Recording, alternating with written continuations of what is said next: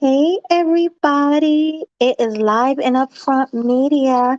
I'm your host, Melody.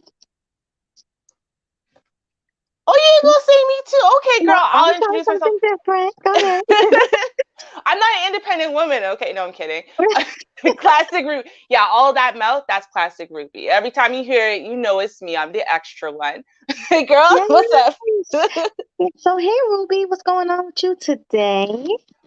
Girl, I'm going to tell you, it has been a very long life. I'm very much looking forward to the upcoming long weekend. I know y'all have one too, right? So, because Oh our yeah. Yeah, because your Independence Day and our Independence Day technically is like 4 days apart. Ours is July 1st, y'all's is July 4th. Cool. So, Yep, come on, pretty much weekend. the same thing. Almost.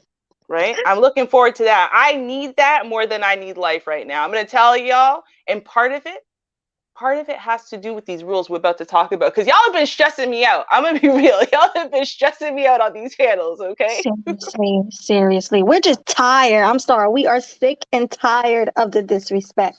hmm And you know, here's the thing: we love y'all, right? There's no hate to y'all. We love y'all. We even love y'all's opinions, especially when you disagree with us. That's why we say no echo chambers, right? Yeah, But we we gotta love have some, that. right? But we gotta have some basic rules. We have to have some basic borderline respect. Okay? Basic Mm-hmm. borderline respect. So before we get started, and this applies to everyone. Now, if y'all listen, if you feel singled out, if you weren't here at the beginning and you start breaking the rules, okay? Melody's gonna go into that. I'm telling y'all, we've been talking about this for days. We're serious. We're serious. This is how it's gonna go. So the new panel rules are this. Number one, okay? There is no unmuting after a host has muted you. Okay? You're not being muted because no one wants to hear your opinion. You're being muted because basically it's outright chaos. The audience can't hear. And we want people to be able to hear your opinion, but we need everyone to be heard. Okay? So no unmuting yourself immediately after the host has muted you so you can keep talking. That's not how it's going to go anymore. Okay. Number two, no talking over the host. Again, I understand your opinions are valid and important. We think your opinions are valid and important too, but if the host Definitely. is trying to interject, right, you have to let the host, especially, listen, I'm not even necessarily just saying, I'm not even saying, oh, because I'm a host too. I'm saying, this is Melody's channel, y'all. Y'all know this, right? Like, this is her channel. This is everything, all of her content over years is on this channel.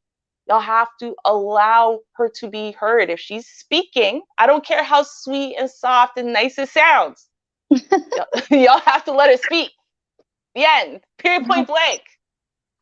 Okay. Right. And the same with Ruby. Don't talk over me or Ruby because, just as much as it's my platform, it's also Ruby's platform. We both work very, very hard for Live Very and hard. Upfront Media platform. Right. And again, I know it feels hard sometimes, but y'all need to understand that, like, for real, we actually do really want to hear your opinions. Like, we're not trying to shut anyone down. I know that's how a lot of panels are, right? I'm very strongly opinionated. I know that, right? I know.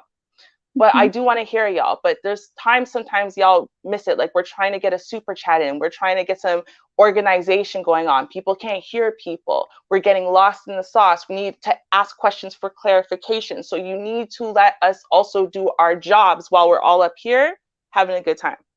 Okay? Please. Number 3, no over talking each other. It's back to the chaos thing. If y'all don't start screaming over each other, a lot of times we don't need to interject because y'all are just showing basic panel decorum.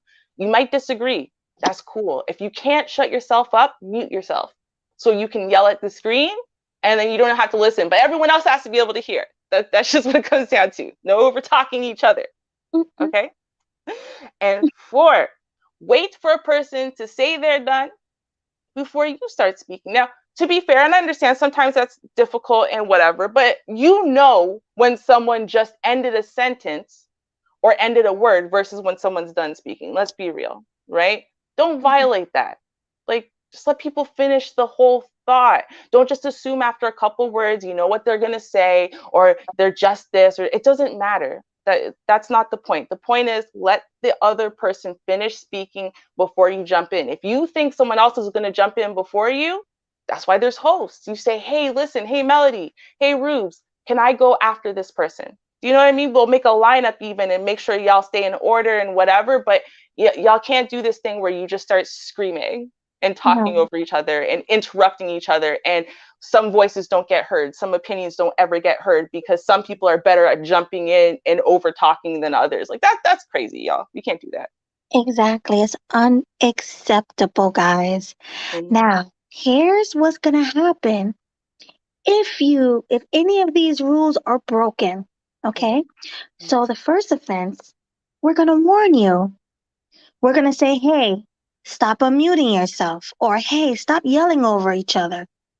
Give other people a chance to talk. We're going to let you know this before we mute you. That's the second offense. Once we mute you, if you unmute yourself, the third offense is time out for 5 minutes. And yes, we will be timing you. We will make sure it's a whole 5 minutes, right, Roops? Yes, ma'am. Got my clock out right now. I'm ready. Right. And I don't care how close we are. Like I said, I don't care if it's Blue, Game Changer, anybody. You will be muted or timed out. Now, the fourth offense is ban. We will ban you from the panel for that day. So you cannot come up anymore, can't give your opinion. You're just done. You're done for the day. Period. Right? Now, if you continue to come on our panel and disrespect us and not follow any of the rules, you will be banned for good off the panel. Period. Like, seriously, bye. Like, we gave you chance after chance after chance. Oh, and something else that's not in these rules that I want to bring up, no getting drunk on our panel, because when you get drunk, you are very disruptive. You start screaming, making noise, undressing yourself. You start doing all types of things that's unacceptable. And we're not going to tolerate that. So if you're going to have a sip or a drink of something, fine. But we shouldn't know that you're drunk. We shouldn't know that you're drinking. Right. You know what I mean? Right. If you can't hold your liquor, you shouldn't be doing that on a panel. Period, point blank. Like, right. It's unacceptable. So please don't come up here drunk, because that right there will have you banned, because you can't be screaming over the host when we're talking. You can't do that. No. No, and then unfortunately, y'all for listen, drunk folk. I feel y'all. I do. I used to be drunk folk, right? But Mhm. like, you're not thinking clearly. So 1 minute you're like, no, I'm sorry, man, I won't do it again. And then the next one you're yelling, and screaming, and cussing people, and da da da da da. And it that's not a panel. That's not a panel. That is, that's the beef sector, and we're not Right, in the beef sector. Go be in the beef sector buffoonery. That's right. cool.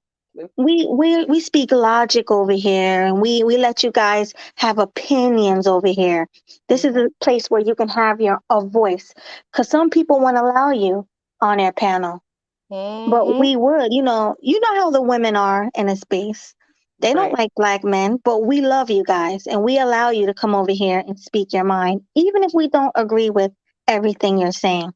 So Right. please give us the respect, you know? Right. And likewise, we same thing with the ladies. Ladies, we actually want to hear the women's voices, but let's be real. Some of the women's voices, some of the men who have differing opinions, and they're not going to come up if it's just pure chaos. So guess what? We'll never get to hear the opinions out. We'll never get to debate them and prove why they're wrong. We'll never get that opportunity if everything is just the same kind of chaos and disrespect and buffoonery as the beef sector. So we can't be doing that anymore. Mm-mm. No, we're our own sector. Yes, So ma'am. just know that we're not trying to be like anybody else. Exactly. We do support certain sectors, like we support the manosphere. Mhm. We support everybody, but except for the divestors and all those Yeah. other people. But we do support everybody's opinion, and every opinion is welcome. So, ladies, if you're listening, don't be shy. Come Mhm. out on our panel and speak your mind. Please. Thank you. Right Mhm. It's a now, new day, also y'all. it's a new day, but I'm gonna say this. So today I was strolling down TikTok and I saw a very interesting topic. Well, it's the topic that's been going on for days now since they took down that law that we had for like over 50 years. What is it? The Roe Roe ver- v. Wade. Yes, Mhm. Mhm. right. So it's a hot topic right now. But well, I'm not gonna spill too much. I'm not gonna give you too much. Rubes is gonna play the video for you guys, and we're gonna pretty much debate it amongst ourselves before we drop the link. Because last time there was a lot of misunderstandings because we dropped the link already Right. before we even finished. So we're gonna do it our normal way today. We're gonna watch the video through, then we're gonna give our opinion on it, then we're gonna drop the link so you guys can all come up and debate the topic. Yes. Perfect. Okay. So again, if I click the link, because I'm still sharing from my phone, y'all, it's still struggle life. So when I click it, it's just gonna start playing, I believe. So Oh, and okay. let me get rid of these rules. Oh Okay. yeah, and throughout the show, we will be putting the rules up like every 30 minutes or whatever, just so you guys won't forget. We will be Mhm. posting them up and refreshing your minds because this Exactly. is new, but we're Mhm. serious about this. Unless Yep. it's an open panel, and we say, okay, go ahead, it's a free fall, because there will be nights like that Yeah. where we just let you guys get anything on, right, Rubes? Exactly, right? There's a difference between when we have like a serious subject we want to discuss and when it's wild and out time. And we'll let you know when it's wild and out time, right? Like we'll be clear. Don't worry about it. You'll still get some of that. But when Exactly. it's serious topic and serious discussion, serious debate time, we gotta switch it up. We gotta code switch for that, you know? Mhm. Exactly. Mhm. Oh, and another thing, hit the like button because when we finish our videos, the views don't match up with the likes. Like Mhm. our last show we did was like 700 and something views, but we only had like 70 something likes. So Wow. we need yeah, exactly. So we definitely need our likes to match up. Mhm. So I agree with please. that. Right. So we will also be reminding you throughout the show to hit the like button. Right? And Likes are moderators, free. I'm sorry. I'm sorry. I'm so talkative tonight. And moderators, please do your job. Mhm. Drop that, Mhm. hit the like button, drop the StreamYards link, whatever you got to do. Because Ruby and I, we will be taking wrenches away because Mhm. too many people have wrenches. So we're going to kind of start all over. We might Mhm. start next week. So don't feel bad if you don't have a wrench. Just know that we will give the people who we think deserve wrenches a wrench. Right. And who can handle the responsibility, because a wrench is not your personal weapon to silence opinions you don't like or whatever. That's not what you're there for with the wrench. You're supposed to be moderating, which includes dropping the link. We had an issue with that last night where like everyone inside the chat had a wrench, but no one had the link. No one was dropping the link. It was like, but y'all all have a wrench. I don't understand. So, and that's no disrespect. I'm just saying that the wrench is not a weapon. It's not just like, a bracelet. Like there's a job attached to it, right? And so that's not going to mean, hey, now that you don't have a wrench, that means people can silence y'all. Because again, we are all about no echo chambers. As long as you're coming respectful with your opinion, even if no one agrees with you, no one's silencing you.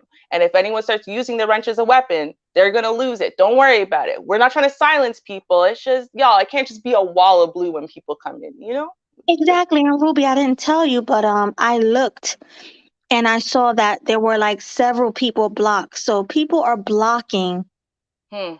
So that's bad for our views because you're blocking supporters.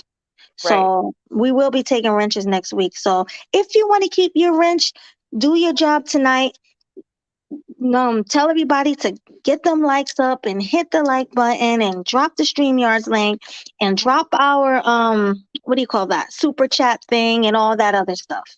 Right. Think about it this way, y'all, right? Likes are free, right? Interaction, typing in the chat is free, but all of that helps YouTube know that y'all like what we're doing, and that counts as interaction, which boosts us in the algorithm, so more people get to see our stream, get to see Melody's channel, get to see future content.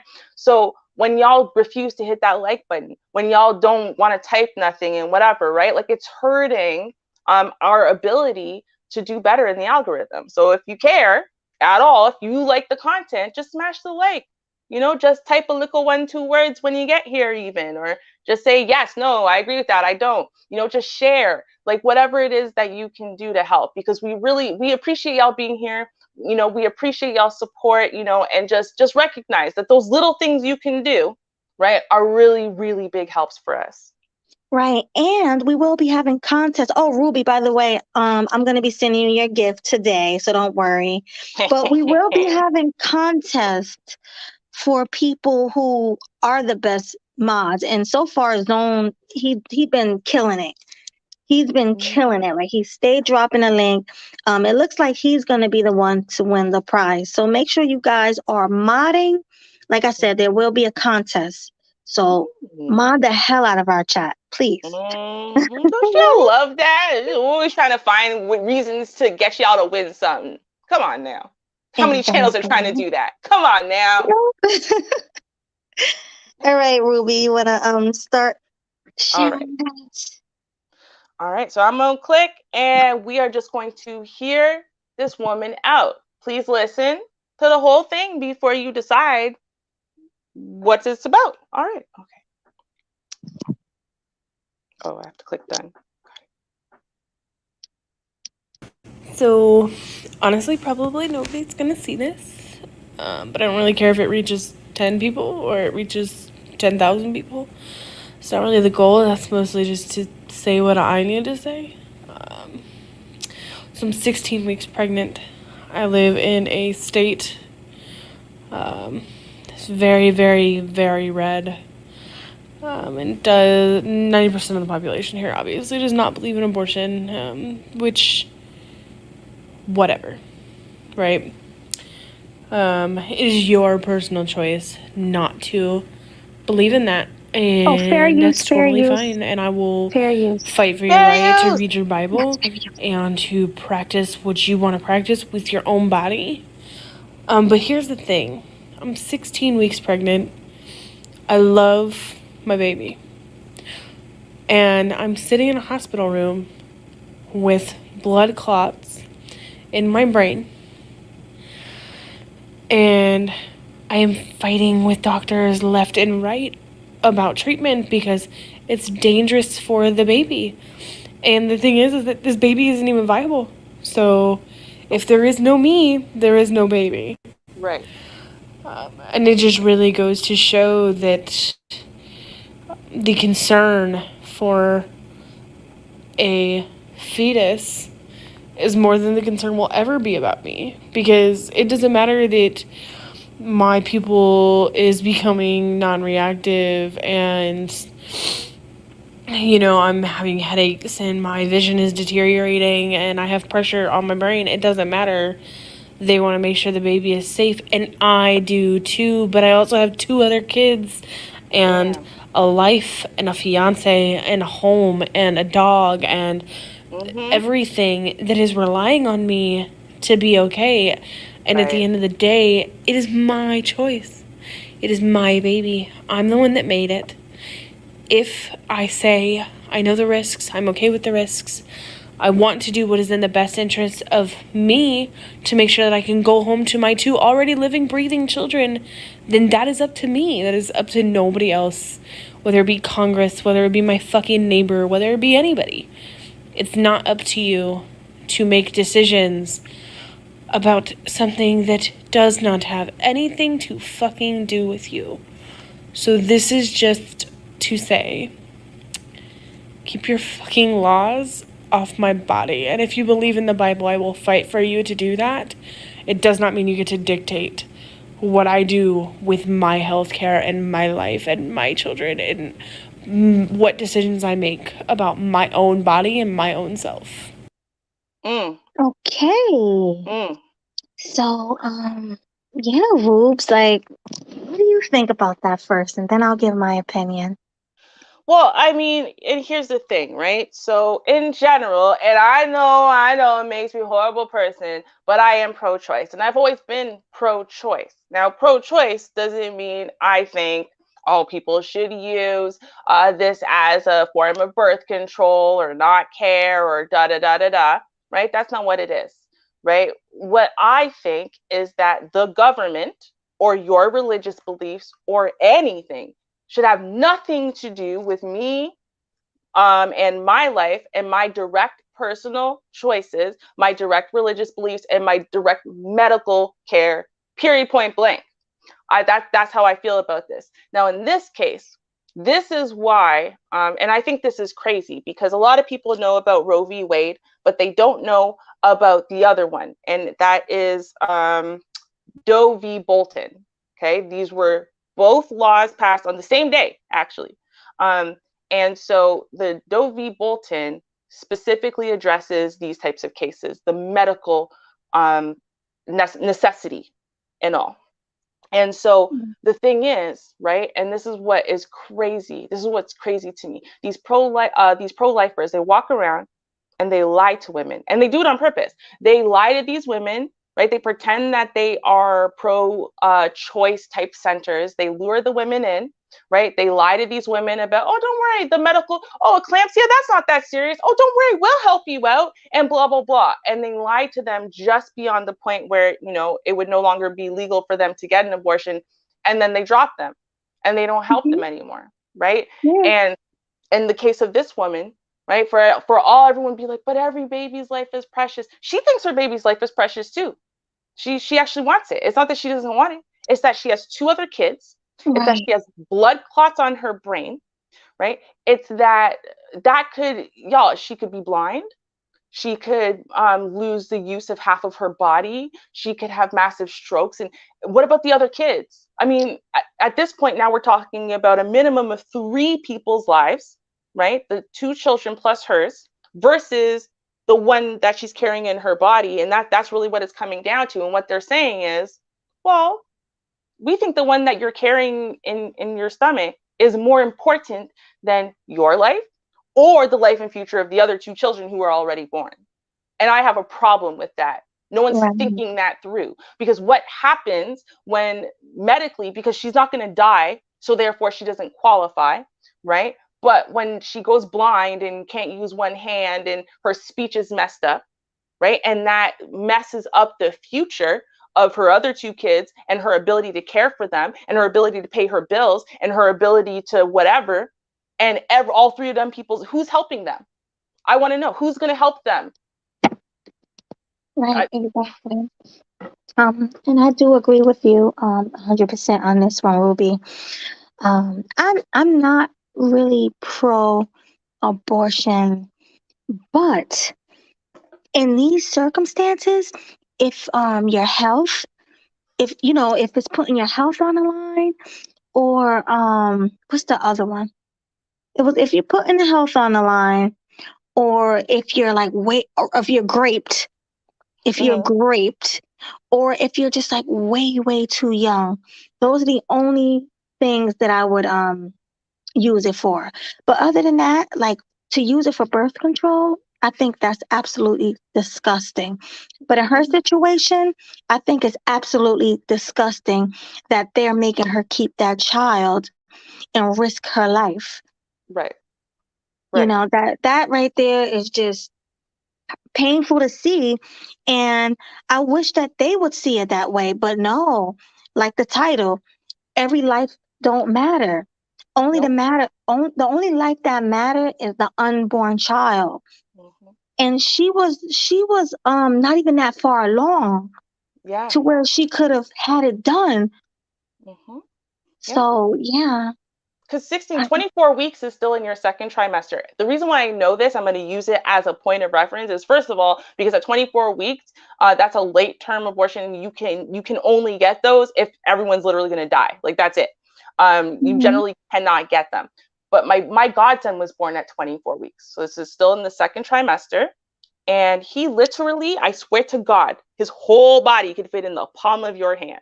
And he didn't even Mhm. look like a person yet. Like it was weird. It was weird seeing this thing growing in the incubator, right? Because like it was surreal. It was surreal to look at it. It's like to me, I couldn't even fathom he would turn into the baby he did, right? But that Mhm. was 24 weeks. 16 weeks. There is no viability, right? Without there's no ability to breathe, there's no ability to this, there's no viability there. But she has two living, breathing children at home, right? And she's a Right. living, breathing young woman. So what, we're not supposed to care? Because here's the thing, right? Everyone, I hear the pro-lifers and they'll say, well, yeah, the baby's innocent and the baby didn't choose to be conceived and whatever. And that's absolutely true. Fine, that's cool. But here's the problem is that no one cares about, well, what about from the day that baby's born? What then? Are you going to take care of it? Are you going to feed it, clothe it, house it? Are you going to again, They're this not gonna woman, do anything. they're not going to do anything. They're not going to do anything to help that woman. They're not going to do anything to help that woman's other children. They're not going to do anything to help this woman who might be severely brain damaged or God knows what from all these blood clots and whatnot, with 3 children, including a newborn at home. No one is going to help her. So why, like, so she's supposed to literally put her other children into the worst life, cast them into the worst possible life, because unfortunately she's having some medical issues in this pregnancy that make it not a good idea for her to continue with the pregnancy. Like Right. that's crazy to me, right? And yeah, if this was I listen, in my opinion, right? If this is my opinion, in my opinion, I don't think it's right. I don't think it's right for people to be out there having all kinds of casual sex and not wrapping it up and not on birth control and whatever. And then they're just like, oh, I know a girl. I'm not even kidding. But it wasn't casual sex. It was with the same man. She was with the same boyfriend for 14 years. Had 7 abortions in that 14 years I, because he didn't want. I know the exact same Mhm. type of situation. Right? And so I think that's Yes. that man just didn't. She wanted every one of them kids, by the way. The reason why she had the abortion is because her man didn't want the kids. Mhm. But I think that's terrible. That's tragic. That's horrible. It's horrible for her ability to reproduce, by the way. Also, like it's not like there's no bad effect to her reproductive system with 7 abortions. Just so we're all clear. But By the way, I'm sorry to cut you mhm. off, Ruby, but I don't think we can say the A word. Oh, we can't. Okay. What are Yeah. we supposed to say instead? Deletion. Deletions. Okay. So, with all them deletions, right? She's not going to be okay. But here's the issue for me, right? Is that for the most part, people aren't doing that, right? Let's say, like you said, Mhm. she's really, really young. Or let's say, they're super poor. It is a married couple, but they're super poor right now, and they know that they can barely feed the kids and keep a roof over the head of the kids they have. And fine, they slipped up, they made this mistake now, and they're like, yo, this new baby coming is the difference between all of our children living in abject poverty in shelters, or maybe being taken away to foster care because we can't feed them, right? Exactly. Or hanging on. And I'm like, And bro, let me, oh, I'm sorry. Go ahead. no, I'm sorry. It's just like, why doesn't anyone care about the children? Screw the like for a set. See, I almost did it again. I told you, I know I have this disrespectful way of saying I don't care about things. It's not that I don't care, but I'm just saying, okay, I'm not saying that an unborn fetus isn't innocent or whatever, but what about the born children that are here, Right. that need parents and a life and protection and support and love and care? Like, why don't we care about them once they're at full term and they've been born? You know? Right. And that's what I was thinking. That's one of the points I wanted to make tonight. They say that the shelters and the adoption agencies are full. So what's going to happen once these women got to have these babies and they want to give them up? Who are they going to give them to? There's no room in these shelters. Like what? And then I feel like also murder rate might go up because these women might be so depressed. What do you call that? Postpartum depression and all that. They might actually hurt their babies, or they might have homemade deletions. Yep. You Yeah. know, and that might kill them and the unborn child. So it's so many things wrong with this. So many. Girl, oh, there's a big case. It's a really famous case. Y'all might know the girl's name if I say, because it's actually a pretty recent one too. Pretty much this girl, she ended up getting pregnant. She was gonna go get a deletion. She was young and she was mostly irresponsible, not quite mentally, she had some mental health problems, whatever, and she didn't want it. And she didn't even know who the father was really. And she had an ex-fiance. She didn't really think the baby was even his and whatever. But the parents convinced her to keep. No, don't worry. We'll keep it. We'll basically raise it for you. It'll be so easy. Blah blah blah. Right. And so she gave in to her parents and she kept it. But like, her parents are from that pro-life side. So basically, after a few months, they basically said, "Why aren't you being a better mother?" Because she told you she didn't want to be one. Right? Because she even wanted to then give it up for adoption. They're like, no, just keep it. Right? So she didn't want to be a mother, but they were forcing motherhood on her when she wasn't ready, she wasn't willing, she wasn't able. Right? And saying, well, no, we shouldn't have to watch your kid overnight every night. We shouldn't have to this. We shouldn't have to that. So she started taking her kid. But guess what? She was not ready for motherhood. And so one day, that young woman disappeared. The grandparents didn't see her for like over a month. When they did, she comes out, she says, "Oh, my kid's been missing for 31 days. Didn't report it to the police or nothing. Made up some story about Zanny the nanny and all kinds of nonsense, right? Come to find out, realistically, nah. You know what happened? No one knows because she won't admit it, right? But you know what happened? Probably happened is she was taking that kid with her and just leaving it in the backseat of cars, forgetting to feed it, forgetting this, forgetting that. And it probably was a hot night or whatever when she was out partying, came back, and the child had passed away. That was the life that kid had, right? And people would be like, yeah, well, at least she got to live till 2 before she suffocated in the car. Like, what? No, no, that's not, y'all. Okay, that's messed up to say. No, but that's basically what people are saying. And I'm like, do y'all not see the condition of, listen to half of our adults in these spaces with the ancient no count mothers and parents that they have, right?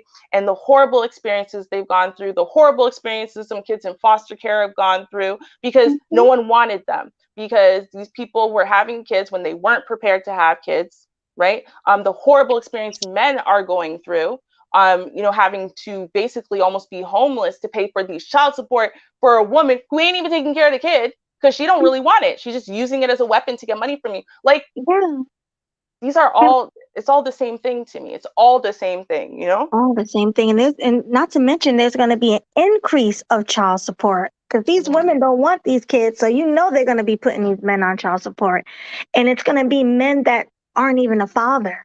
So men I don't think a lot of men really sat down and thought this is going to affect us as well. Right. And that's why I would love to hear from the men, because like there was a guy, he hates me, by the way, J.I. absolutely cannot stand me. But anyway, the reason why I'm bringing him up, right, is because I think this is his argument. I never heard it before him talking about it, and he was talking about financial deletion. Since women have, men don't have any control after conception, right? They should have financial deletion. Whereas in, fine, a woman's the one who can choose whether, a child's going to be born or not. Well, a man should be able to choose whether or not he's going to be a financially invested father or not. Exactly. Right? I agree with that 100%. I actually agree with that too, but I have conditions with my agreement. He didn't like my conditions, but my conditions are this, is that first of all, if you were saying you want a baby with this woman, okay, if that is your woman, she's not on birth control and you are not wrapping it up. If you are married to this woman, if you guys are in a serious relationship, if you at some point wanted this child, and then you guys break up or whatever it is, and now you don't want it, I don't think you have the right to change your mind. Okay. Just in the same way, like you have a limit as far as 24 weeks or whatever it is before, deletion is not an option for women. I think it should be the same thing with men. You don't get to just, well, yeah, she's at 7.5 months pregnant, and yeah, you know what, we broke up. Nope. Financial deletion for me now. No. That whole 7.5 months while y'all were together and things were good, you said you wanted it. You don't get to now when it's too late for everyone to change their minds, but you get to change your mind. No. I think that it should be on the same kinds of terms that it is for women, right? Y'all have the first 24 weeks or so where you can make these decisions, right? Or this for as long as deletion is available for her, it's available for you. Let's put it that way. That's what I think it should be for men. But right? I also think what it should be for men is you got to get tested before you have that baby. Oh, yeah. Because it's too many men being blamed, being the father, and they're not. So that's really not fair. But do you think they'll ever come out with something like that? Which one? The financial deletion? No, I'm talking about the testing, the mandatory testing. Yes. I think, as it is, I think they've come a long way with that. Whereas in now, if you, at the time of birth, if you say, yes, I want a DNA test, they will give you one at the time of birth. Like it's a built-in kind of thing. They'll do it. There's no muss, no fuss. They'll just swab everyone right there. If you leave the hospital and then you say, maybe I want a DNA test, it's a little bit harder and more pricey at that point. But they're already making strides. So I think that it will be a thing. But I'll tell you why I think the number one reason why I think it'll be a thing. Number one reason. Okay. I said the same thing. I'm telling you because I've been into true crime since all this nonsense happened to me. I don't know why, but I have.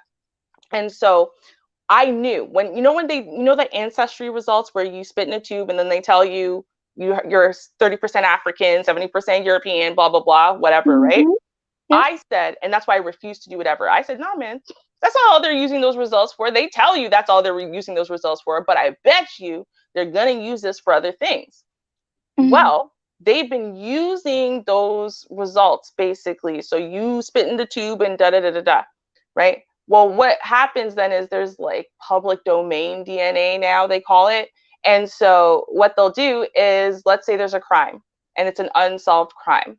Well, they will run the DNA from the crime. They'll run it against stuff like, ancestry.com, all the DNA they have, right? And let's say they'll find a second cousin of this mystery DNA, right? Then they'll trace back a family tree of these people that they can confirm until they have who they think it is. Then they'll stalk that person, wait till they throw out a bottle or a cigarette butt or something, test the DNA, and that's how they're solving crimes. Now, I don't have a problem inherently. I'm happy they're getting, violent predators off the street and stuff. I'm not saying I'm not happy about that, but I am saying that I think that I would think that they would very much like for everyone's DNA to be on file at all times. So if there was mandatory DNA testing, right, for every single baby that was born, no matter what, then they would have every man, woman, and child, right?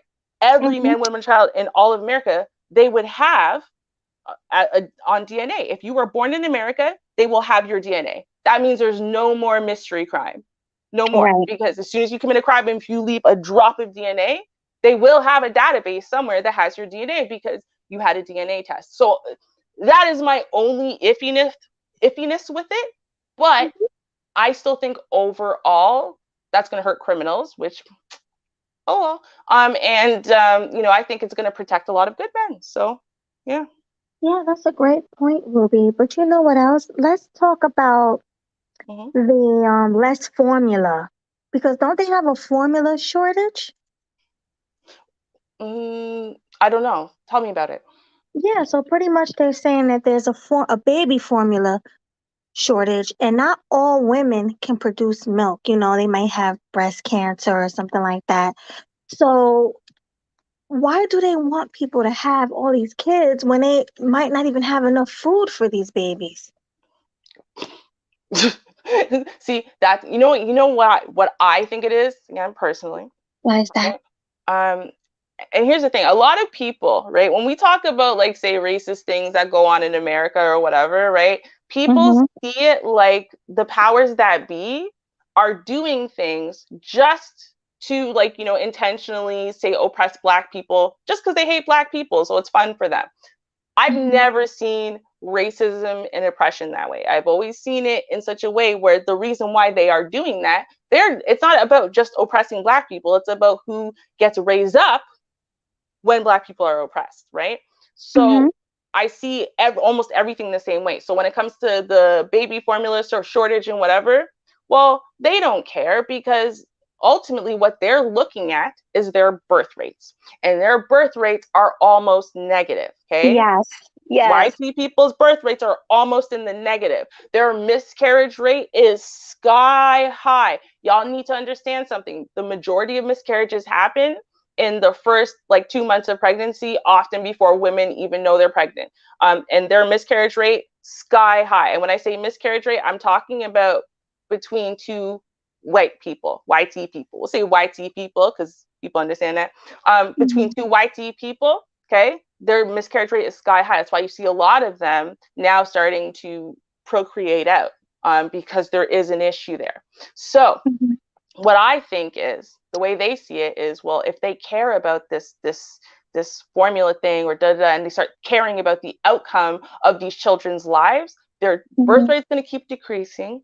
But you know what's going to happen is that the Black birth rate is going to stay at least constant. The Latino birth rate is going to stay constant or grow, and the Asian, and they're going to stop being the majority demographic. And that is the most important thing to them. Exactly. And I've actually read a lot of articles where it said a lot of people do think it's a form of white supremacy. And they even had a woman, I don't know what she was. I know she was part of the government, but she was excited when they passed this bill because she was like, yeah, for white lives. She said, we want to save white lives. She actually said this. I don't know if you can look it up and see if you can find it, because I can't really do it from my phone right now. It's actually about to overheat. I hope it doesn't. But there's actually a woman saying that we have to save white lives. And my mom sent it to me, and I'm like, what is this crap? What kind of racist crap is this? And then, like you said, it all makes sense. It definitely got to be a form of white supremacy, because people usually have abortions because they can't afford the child. So why are you making me have it when you know I live in poverty? Right. It makes no sense. Well, what people don't even realize, right? So actually, I'm going to tell you, again, with the true crime thing. So because I found these channels, some of these channels do more than just talk about true crime. They talk about, say, dark history. So I've been watching this one channel, Bailey Sarian, and she has the dark history of blah, blah, blah. And so she was talking about Margaret Sanger in one of them. And when you hear what Margaret Sanger was really doing and who she was really connecting with, right, what you realize is a couple of things, right? Number one, the concept of birth control and abortion, people are like, oh, well, she's a eugenicist. She was hooked up with a lot of eugenicists. She was very racist, but actually her motives were pretty clear and pretty pure as far as what she was trying to provide to the poor and non-white demographics. So including poor whites. She wanted to stop, and the person she was linked up with wanted to stop poor people from replicating, right? They were eugenicists, not just against Black people, but against all poor people, period, Mhm. right? And against every other race but white. So in essence, yeah, they wanted to grow the upper middle class and the upper class white people. So what they were doing is they were going to other countries, lying to them about, oh, this wonderful pill, and we already tested it. No. Those were human lab rats, and that's how they developed the birth control pill, amongst other things. Mhm. And so, they were testing on Black people, on Asian folks, Pacific Islander kind of Asian folks, and stuff from other countries, right? Lying to them, using them as guinea pigs and whatever to try to come up with different combinations. So they were trying to see if they could get a pill, for example, that they, tell you it's the birth. So what they wanted to do is get the birth control pill, right? That Mhm. would give women some type of control and power, and middle class families the time to build wealth, and so that way, they didn't fall into poverty when they had children and stuff. But they also Mhm. wanted to use that as a cover. I'm not even kidding. They want to use it as a cover to come up with a pill that would make women permanently sterile, right? So they could give the real birth control pill that you could start and then stop when you're ready, right? To the YT demographic that they like. And to the rest of the demographics they want to die off, they give them the sterility pills. And they wouldn't even know what happened when they stopped taking the pill, why they can't reproduce anymore, amongst other things. That was back in the 60s or 50s. So that was even way before. Actually, no, it was before that. I think it was the 30s. It was the 30s or 40s. Okay, this Mhm. America as a country has a really, really dark history when it comes to these topics. Like it really does. It's scary if you really look into it. Right. And my sister had said something that stuck with me. She Mhm. said a lot of these people in the Supreme Court who voted for this are elderly YT people who have different views that don't even really know about modern times and modern life, who won't even be alive in a few years because they're so old. So why are they able to make these decisions? Like it just doesn't make any sense. Mhm. Um yeah, I don't know. I just really don't think it's a good decision to make.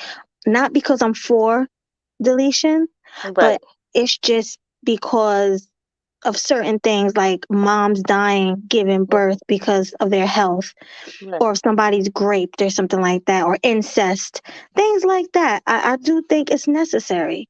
So Mhm. yeah, I'm just that's where I stand. I can't remember, since we've been talking about BGS lately. I've been remembering a lot of stuff that I learned on BGS's panel. And I remember, because I brought up the point of, well, I told y'all about my evolution and whatever. And he actually said there's a book that literally talks about this, that why it is that the upper class, right, the elites will always grow at a very, very slow rate as far as population, and why the poor, impoverished, ratchet class of people is always going to grow like 5-10 times faster, right? Hmm. And I remember hearing that and being like, you know what, it's so crazy. It's true, because you think about it, multimillionaires should be the ones with 10-15 kids, and poor Hmm. people should have maybe one or two. And it never works out that way. And the problem with that is that, whether you're talking about from my theory or just from looking at reality, the fact is that the rich people have the resources and the time and the energy and the probably the money for therapy and whatnot, to be great parents, invested parents, to give their kids a safe, loving environment, so that way, they're going to grow up and be, productive, functional members of society.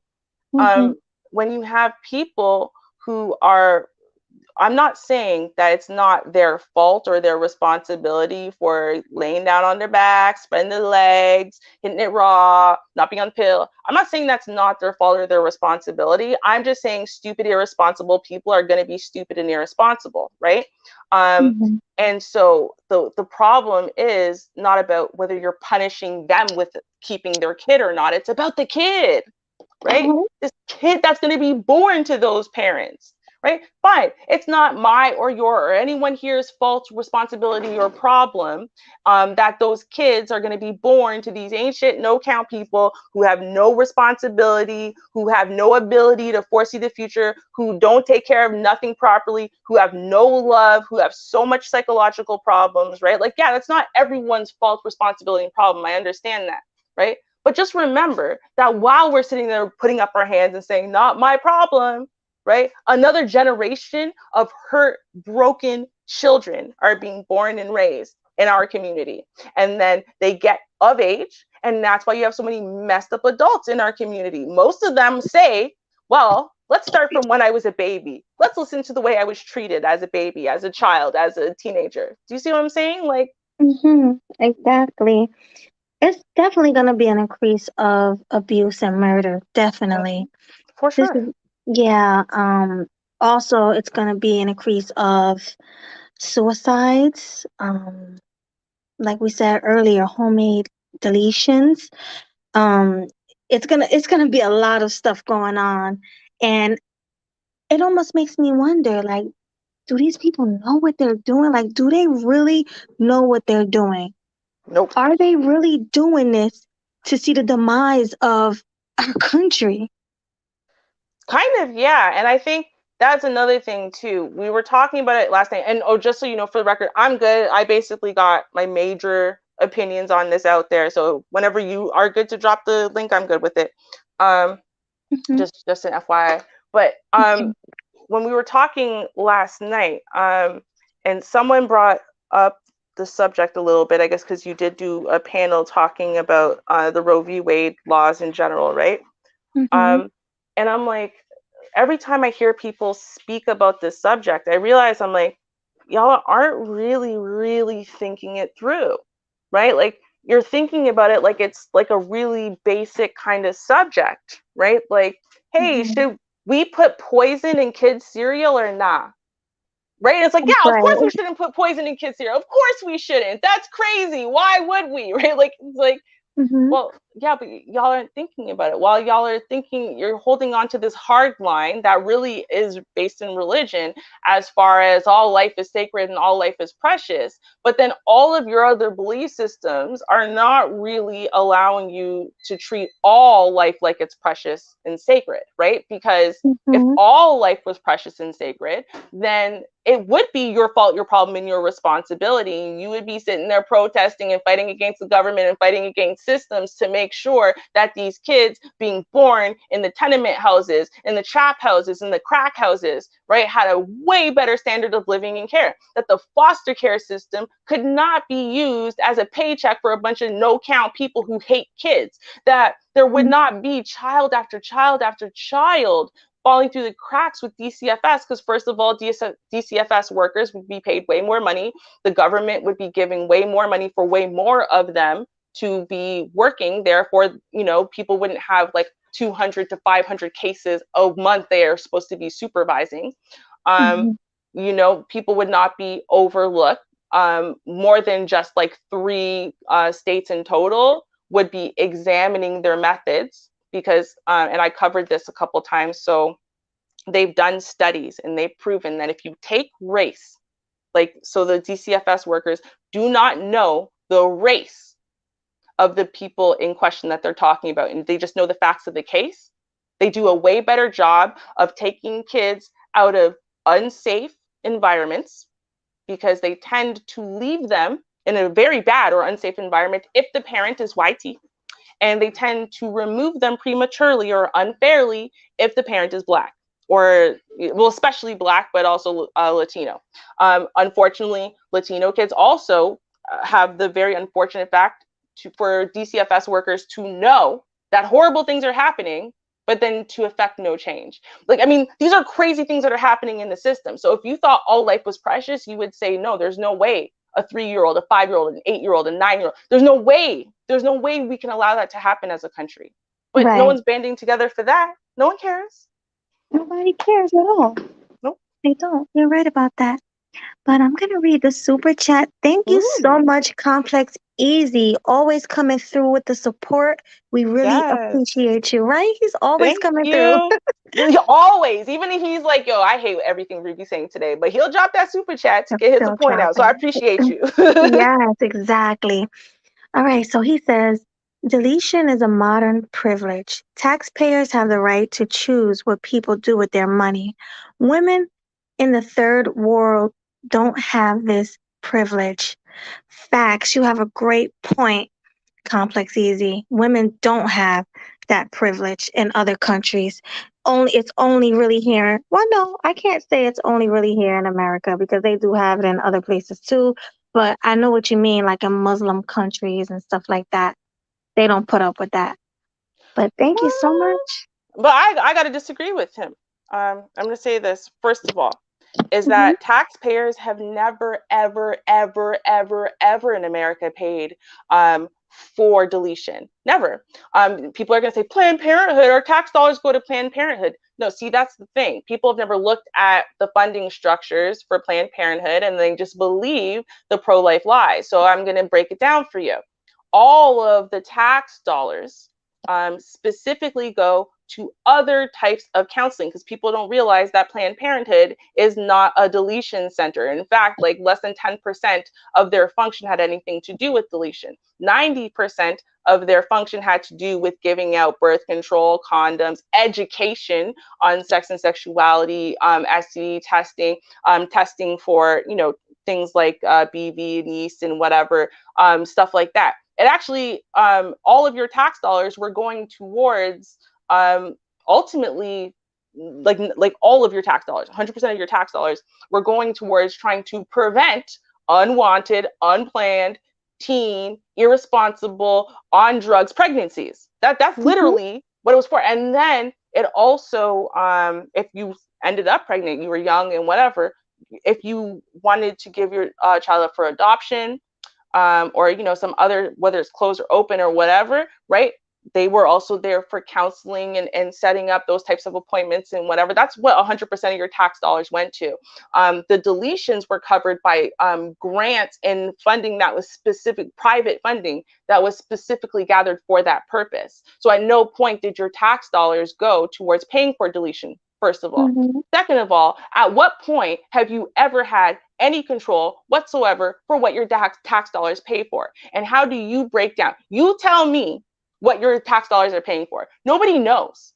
Nobody actually knows. You have no idea what percentage of any one of you, even a single penny of your tax dollars, you have no idea where your money is going. You actually don't, right? They say stuff. Oh, the taxes are going towards the schools. It's going towards fixing the roads. It's going towards the war. It's going towards the slush fund that has no name. It's going towards they're not telling you nothing. You've never had control over where your tax dollars go. So why does everyone feel suddenly very privileged about it in this case? Not like it was being used for that purpose, but let's pretend it was. Since when do you have the right to say, I don't agree with that, therefore my tax dollars shouldn't go to it? Since when? Right? You might be very anti-war, but guess what? Yeah, a lot of your tax dollars are going towards paying for the army, the military, and everything around it, including like billions of dollars that you will never know where that money went. Like they won't even tell you where. It's just in the defense fund somewhere, right? Since when did people have that control to say, no, I'm sorry, I don't want my tax dollars to go to that? This is when. Oh, okay. I'm just saying. Exactly, Ruby. Somebody said something interesting in the chat. And Michael said, Black women themselves chose to delete 17 million. No, I guess he meant excuses. Or did he write what he meant? I think he probably meant excuses. I think that would make more sense. Right. They showed themselves unfit. What do you got to say about that?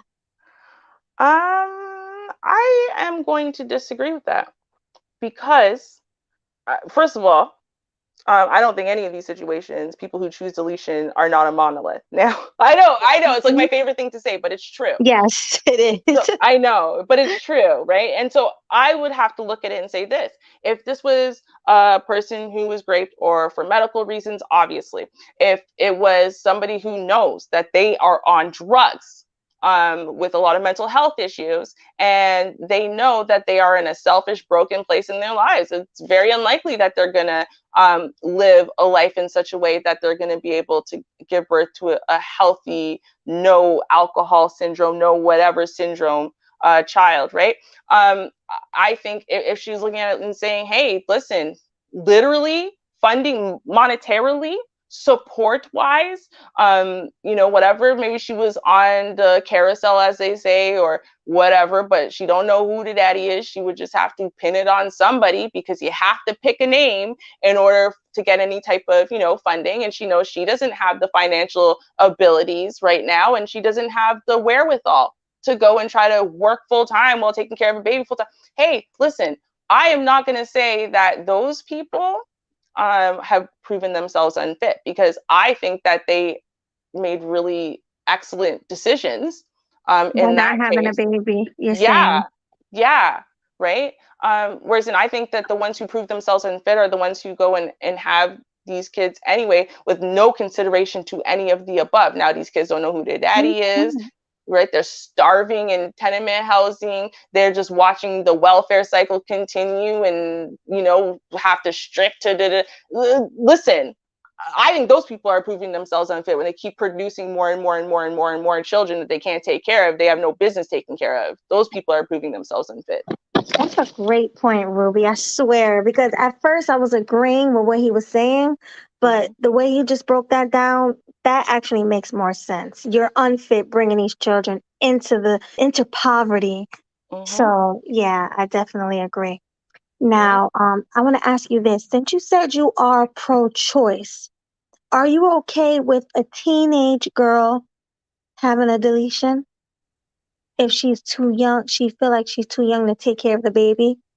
Yeah, I'm okay. For me, I just don't think it's any of my business at the end of the day. As in, I don't think anybody has the right to step between that woman and her medical decisions of what's going on in her body. Whether I morally think she's right or wrong for doing it, I don't think that should be any of my business. You know what I mean? Like, I think she should still have the right to do whatever it is she wants to do. And if she needs to deal with God or her conscience or whatever later, that's on her. But like, I don't think that anyone's opinions should have the right to stop those decisions that she's going to make for what's going on in her body. Even if it's her fault, even if she fully went into this eyes wide open, knew she wasn't on the pill, knew he wasn't putting a condom on, even if all of that, even if she was not 16, even if she was 30, I just don't think that it's like I don't think it's my business to judge or to stop or to say yes. I think that should be between her and the doctor. Right. Now that's the only thing I do disagree with you on, is that I don't think she has the right to, because you said under any circumstances. I don't think she has the right to do it just to use it as a form of birth control. Like you said, like the lady you said had 7, and then I knew someone who had around 12, which is disgusting. But do you think that's right, since you're pro deletion? Do you think it's right to just keep doing it over and over again? No, morally, I don't think it's right to do, right? I just don't think that it's my place or my business to stop it. Right. And so I think that is, it's like, people don't see the difference. It's not about what I think is morally right or what I would encourage or who I'd want to be friends with, right? Like, it to me, it's about, this still is a whole process that is happening inside of her body, that there are medical risks, right? This woman, the woman we just saw, she was at 16 weeks. But the thing is, things like eclampsia and preeclampsia can kick in way later than that. Other types of medical risks can kick in way later than that. Some people seem perfectly fine until they are literally in the middle of labor, and then they have what's it called, placenta previa, and they bleed out and die. And there's almost like no way of catching placenta previa. And so, I mean, there's just all these things. I mean, it is a risky, dangerous thing. People don't realize that it can be a very risky, dangerous thing for your health. And even if everything else is perfect, it can still be fatal. So I think that that's why I say, well, I don't have to agree with it. I don't have to agree with what she's doing. I might think, hey, she's going to have a comeuppance with God later, right? Or she should be able to, a man maybe, depending on the situation, should be able to bring her to civil court even, and sue her or whatever, right? I think certain situations like that, but I don't think that as long as the child, as long as it's not viable, as in if it can live outside of your womb, if it can already, then I don't think you have a right to delete it. Right. Right? That is my hard line. If it could live outside of your womb at this point, then it's no longer just about you. If it can't, if it's not viable, right? If it could not live outside of your womb, then it is about you. That's how I see it. Right. So we have a few interesting questions in the chat. Ella Third said, when is it a life? When it is. When it's born, right?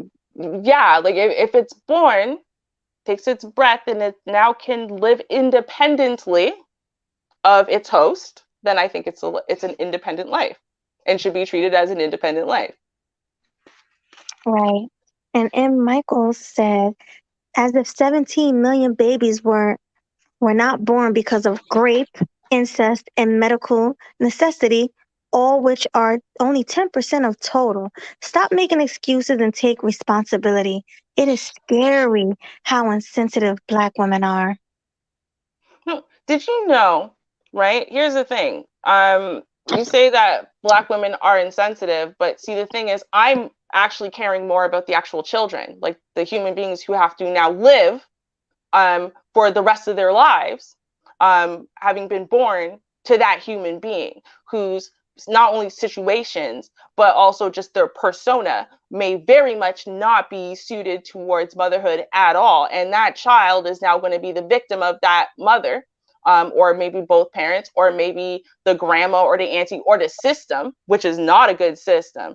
For the most part, right? And that child, I'm thinking about the rest of that child's life. I'm not just thinking about the first 9 months. I'm thinking about all of the horror and pain and suffering I've had to work with in children and young adults, and listening to their stories and what they've gone through, and being like, at what point we're supposed to stop. When I think about how many more kids could have been forced to be born under those circumstances of bitter, angry women who didn't want this but feel forced into it. And I'm not saying it's okay for them to be bitter and angry at a poor innocent baby, but I'm saying it happens. Do you see what I'm saying? Like, what about the kid? What about their life? If there was a system, if the system worked properly, we'd be having a different discussion, but it doesn't. Yeah, well, we have LF Third in the chat saying it's better to live, and I'll take the chance. I'll take the chance. And I hear a lot of people using that. Well, hey, you're talking about the baby going through all this abuse and all this poverty, but isn't it better to live? What do you have to say about that? I say that a lot of people don't know a lot. And when I say that, I mean as in they maybe can pull out 1-2 news stories they've heard before, but they don't really know a large depth or breadth of what that life could look like and how it could be ended really prematurely and under even more horrific experiences when the child is old enough to now know, understand, see, having gone through God knows what kind of trauma. Like, when I'm thinking about that and I'm saying that, I think I'm saying it from a different place than other people are, because I'm thinking about very specific cases, especially of children whose lives end short, right? They end very young. And you just listen to the trauma and the hell their whole lives were. And a lot of those stories start in some way with some ain't shit, no count situation that led to some ain't shit, no count person being pregnant and not caring just not caring about that life inside of them and not caring about the life that came out of them, and nobody doing anything about it. All right. Well, we have a super chat. You want to read it? Ooh, see, we said complex easy. Always on the support tip. Thank you, sir. Thank you so much. And so he said, well, what were humans doing before deletions? Well, I mean, first of all, deletions even exist in the Bible. So humans were making their ways to do deletions long before medical advancements. Before Roe v. Wade, America was doing deletions. And the people who were getting them, not just in, back alleys with dirty coat hangers, but by actual doctors, were normally actually going through the Catholic Church. And so let's say a teenager, a girl in high school or college got herself in trouble. That's what they would say, right? She would go speak to her school counselor, principal, something. They would refer her to the priest, okay? And these priests would get like a talking to, like, your job is this, right? And so you talk to the woman, you advise her, right? And you listen to what she's saying. And ultimately, if it comes down to the man's not going to marry her, right? And she's obviously from a good family. We don't want the embarrassment attached to the family, whatever. So you're going to quietly speak to a doctor, and the doctor is going to lie and say this was medical necessity. And don't worry, we're all going to clean it up for you. And then other than doing that, people were flying to Sweden and other places where, of course, it was legalized if they had the money to do so. But yeah, there's been bushes and naturalized things that you can take to create a deletion, and humans have been doing that for thousands of years. So what do you mean by you're talking about that AWOR, correct? Yeah, just call it a deletion. Deletion. See, nobody said that on the panel. Yeah, I know. I already messed up the first. We might have to cut out the first 10 minutes and just blank it so that way it's not screwed. I'm sorry. I think I was trying at first to not say it, and then I forgot to stop not saying it. Why they don't allow people to say it on YouTube? I realize other people don't do it. Well, the reason why is because advertisers, in essence, what happens is this, and it's not really the advertiser's fault either. This is why adpocalypse happened on YouTube. So what happens is some pro-lifer, some mother, someone who doesn't like the word, who doesn't like the fact that it happens or whatever, they will be watching a stream just like ours and will have an opinion they don't like. And then the video will get interrupted by some ad. And let's say the ad is, I don't know, Go Freely. Let's say that's a brand. And so now there's an ad by Go Freely.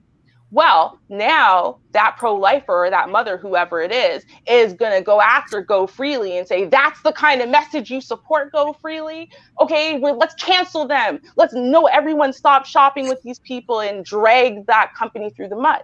So the company is going to go to YouTube and say, I'm not paying for advertising through y'all at all because now I'm losing money because you put my ad on something that is making my company look bad, right? And so now YouTube don't want to lose. I'm sorry. There's an echo. Mute up. Yeah. So hold on. Is it gone now? No, and someone's playing. Oh my goodness. Y'all. Okay, go ahead. Okay. Thank you. Yeah. And so then what will happen is YouTube can't afford to lose advertiser money because YouTube has been working at a deficit almost since they started. So in order to appease the ad company, so that way they don't lose more ad companies, because adpocalypse was when a whole bunch of major sponsors just left. And YouTube almost went under at that point. So to appease the sponsors, basically they say, okay, what are the topics? What are the words? What is it that you don't want your content attached to at all? And so the advertisers give a long list of stuff that their stuff cannot be advertised on. Right now, YouTube is not going to sit there and cherry pick through billions of content creators, right? All they're going to do is as soon as they have any idea that you talk about this, XYZ, blah, blah, blah, any one of those words is flagged, they're just going to demonetize you. Boom, the end. That's it. Okay.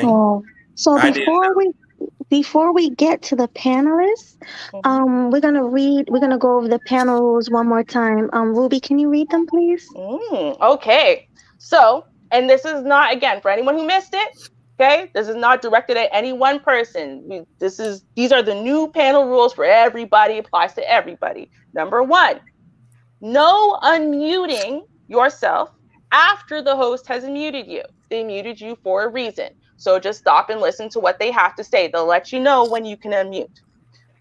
Number 2, no talking over the host. Okay, Melody, if you're on this channel, Melody is always going to be a host. Sometimes, for example, I'm a host. Sometimes Baloo's a host. It'll be clear who the hosts are. No over talking the host. Okay. Number 3, no over talking each other. Okay. We know these topics. We like to pick good topics, and we have no echo chambers here. We know people are going to get excited. They're going to want to get hyped up. We want you to. Okay. But we have to show enough respect to let people finish their point. You can't just start to over talking people because you hyped up. Okay. And number 4, wait for a person to say they are done before speaking. Now, we understand not everyone's going to say, I'm done now. No, but it is obvious oftentimes when someone's not done. Just because they finish a sentence doesn't mean they're done. And if they say, wait, I'm not done yet, respect that fact. Fall back. And if you're worried that someone else is going to get in before you, say something to one of the hosts. On our show, it's me and Melody. Say, can I speak next after this person? And we'll, even if we have to make a list of 5 people, we will make sure that you get in next. Okay, but no more over talking people. Yeah, we're done with that. Also, these are going to be the consequences if you do not follow the rules. So first, we will warn you.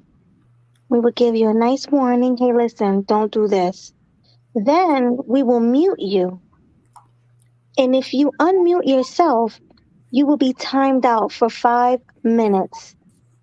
And if you keep on doing it, we will ban you from the panel for the rest of the show. And if you keep coming on the show every day being disruptive, you will be banned from the panel completely. And we were saying we have a lot of people who we really rock with, like who we cool with, but that doesn't really matter. Like, right. Anybody can get it. So anybody can get it. We won't want you to get it. We don't want you to.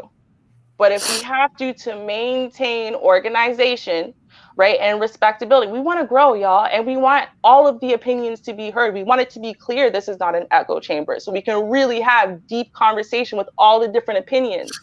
But that can't happen unless these basic rules are followed. So that's just what it comes down to. Thank you. Oh, and no getting drunk on panel and being disruptive. So I'm going to remove these. Oh, and if I could just say something really quick. So, because Marcus is asking, and yeah, y'all, you don't have to have been on the panel before to come up on the panel. Marcus, I know who you are. I recognize your name.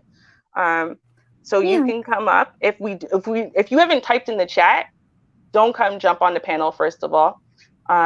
Second of all, okay, we don't know who you are and we ask you to come up in the back. No one can see you but us, but we just have to make sure there's a real person there and it's not some troll trying to do something crazy or whatever, because we don't need Melody's channel to get shadow banned or dragged down or hidden from the algorithm, because it's happened before. So don't feel disrespected by that, but the panel's open to everyone. Right. Okay. So everybody come on up, hit that link, give your opinion. Everyone's welcome here. We will not judge you. We'll debate you, but we won't judge you. Exactly. Okay, so the first person we had come up was Melody, don't you want to read the super chat while we're paused now? Oh, there's a super chat? Oh, yeah, I did. You're right. Hold on 1 second. Yes. Thank you, Kevin C, for that super chat. Yes. What is H&L? I don't know. Where you I at? can't even guess. Type in the chat and let us know where you are located. What part of the world are you located in? But thank you so much for that super chat. We appreciate you. Yes. It says, good topic, ladies. Lots of discussions on Roe versus Wade. But this issue might be an opportunity for Black America to self-correct a few problems. Right. Thank you for that. So. Yes. Do agree with that. Thank you so much. Okay, so let's start with Young East. Hi, Young East. Hey, Young East. What up? What up? Everybody, don't say the. I'm sorry, love. Don't say the A word. Remember, deletions. All right, go ahead. Yeah, the night owls. Um, how I feel about the topic. Well, you know how I feel about the topic, but to elaborate on it, I think that people should be more concerned about preventive measures. Like, I think that the government should be concerned about making sure that two people, like a man and a woman, should qualify before they have a child. That way, there will be no need to delete a baby. So, in other words, there should be prerequisites before having a child. Like, you should be making a certain amount of money, at least jointly. Like, a man and a woman should be making at least 50 grand. And that's being I very agree with that. reasonable. I ask you to agree. Anyway, let me keep on finishing. Let me keep on talking. I think that the both parties should be married. I think that there should be some form of classes on parenting and marriage counseling so that they'll stay together during the duration of the child's growth. I think if you just implement those measures, I think it'll stop more than half of the deletions. More than half, if you just even did that. And I'm talking, I know that guy, he just said this will help.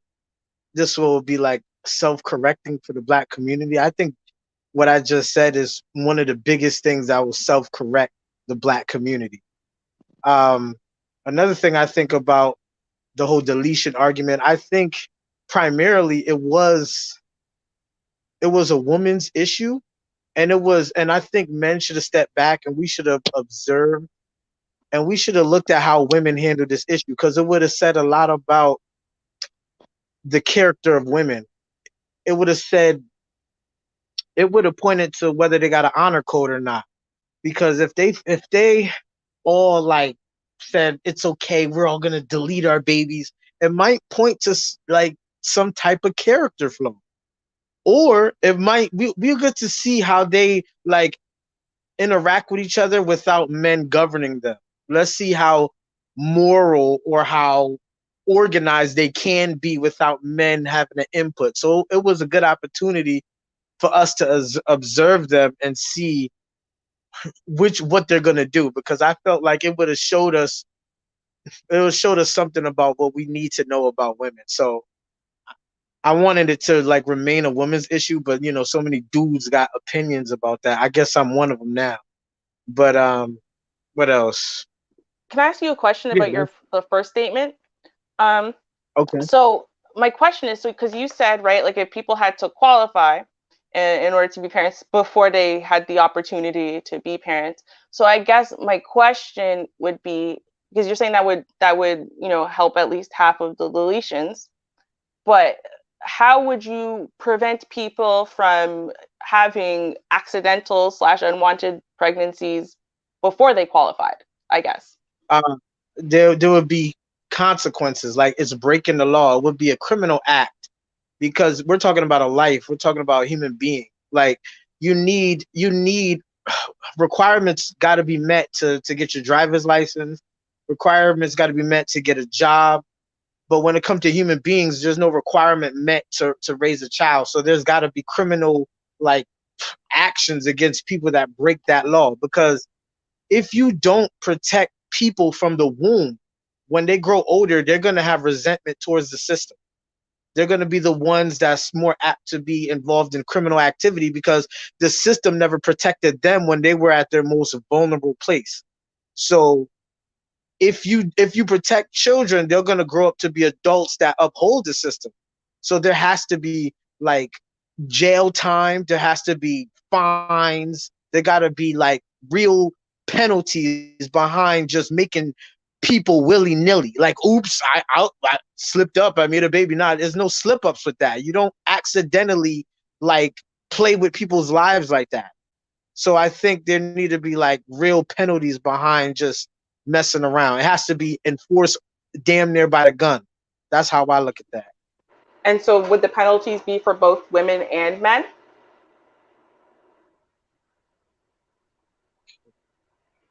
Hello? Can y'all hear me?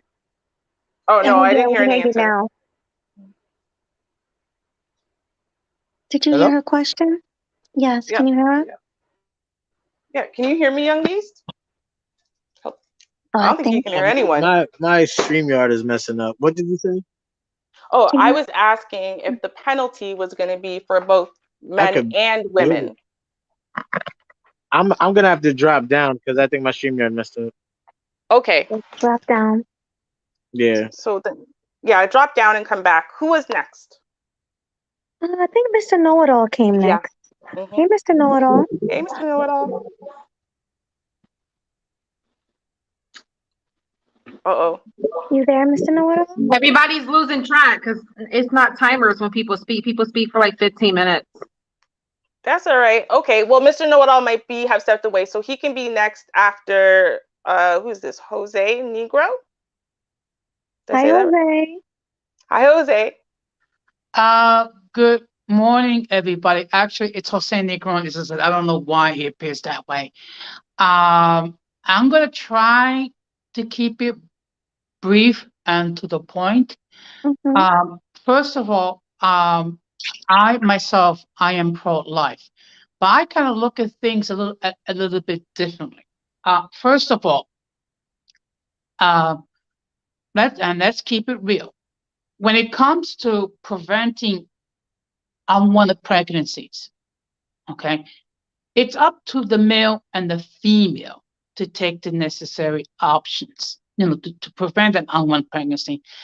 For the male, there's at least 3 different devices available, and for the female, over 30, as far as birth control, to prevent the need for a deletion. The problem is for some women, that is the only option as far as birth control. Now, I'm not talking about in the case of rape or the woman's life is in danger. Unfortunately, for some women, it is the form of birth control. Also, I have issue with some people who are pro-life, because if we're really going to be pro-life, we're going to be pro-life not just when the child is in the womb. We're going to be pro-life after the child is born, and to the point when the child becomes an elderly person.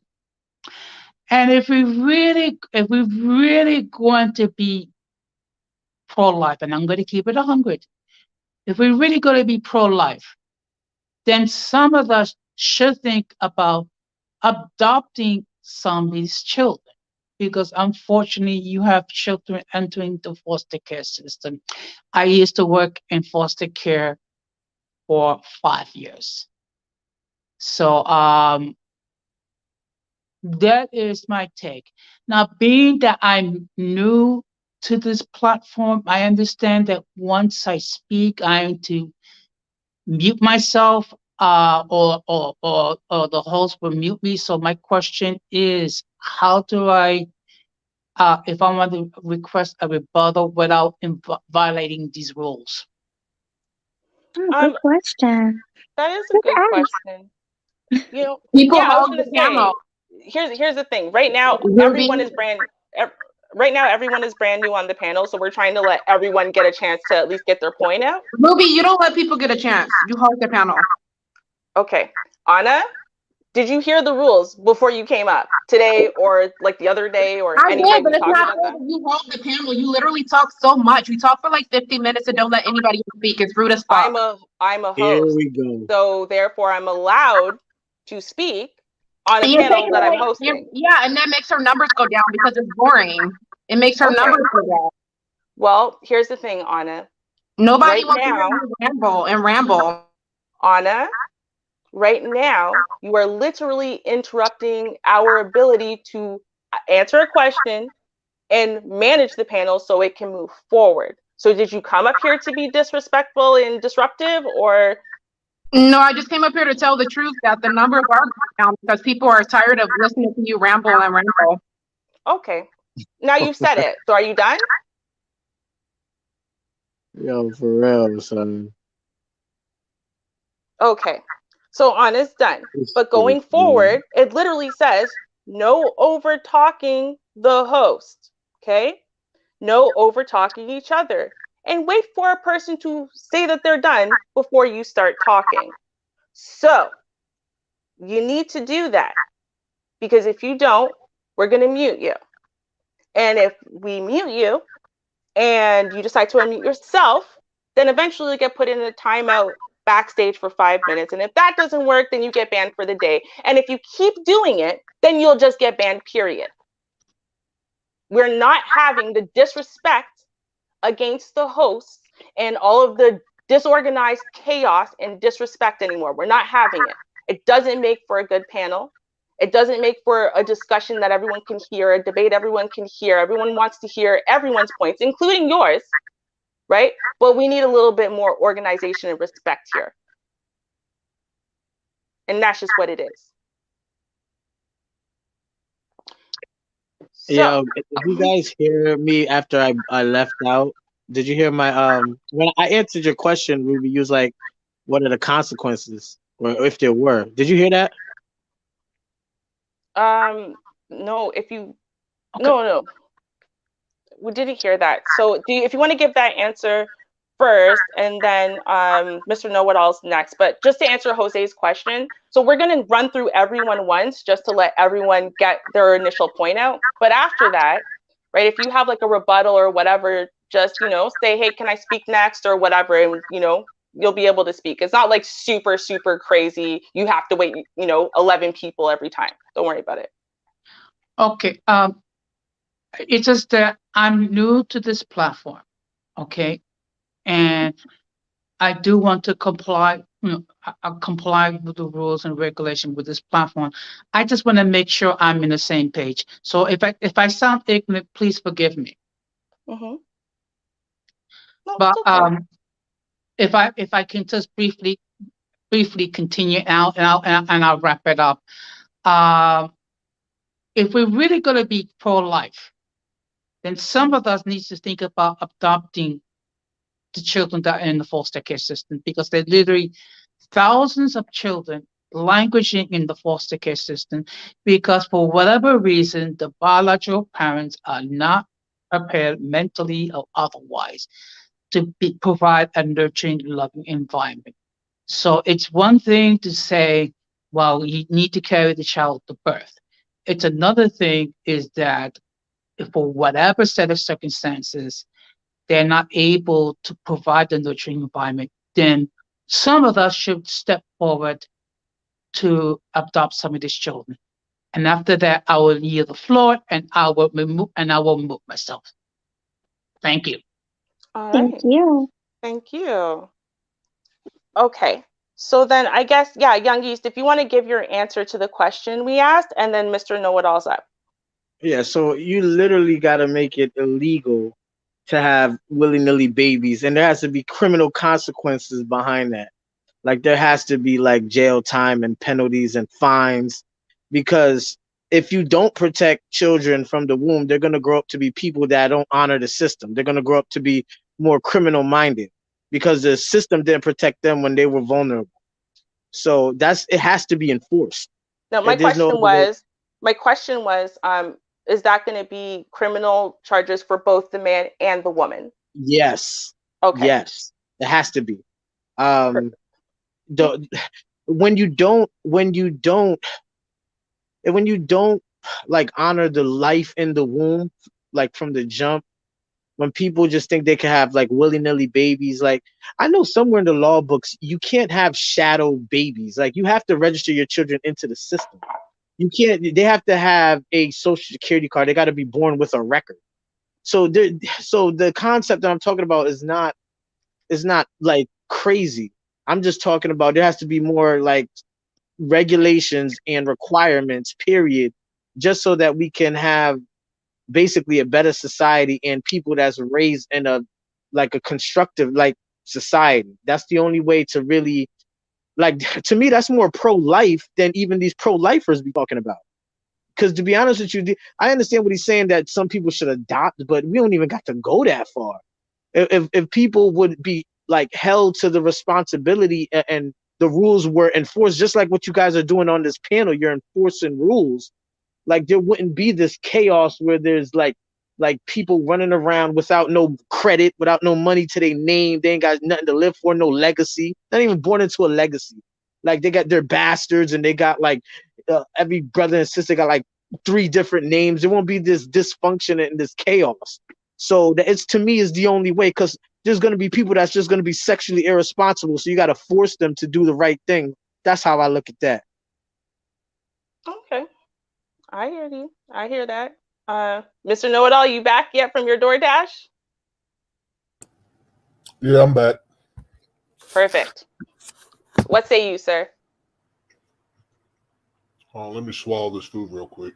While you swallow the food, we're gonna read the super chats. Ruby, I think it's your turn. Okay.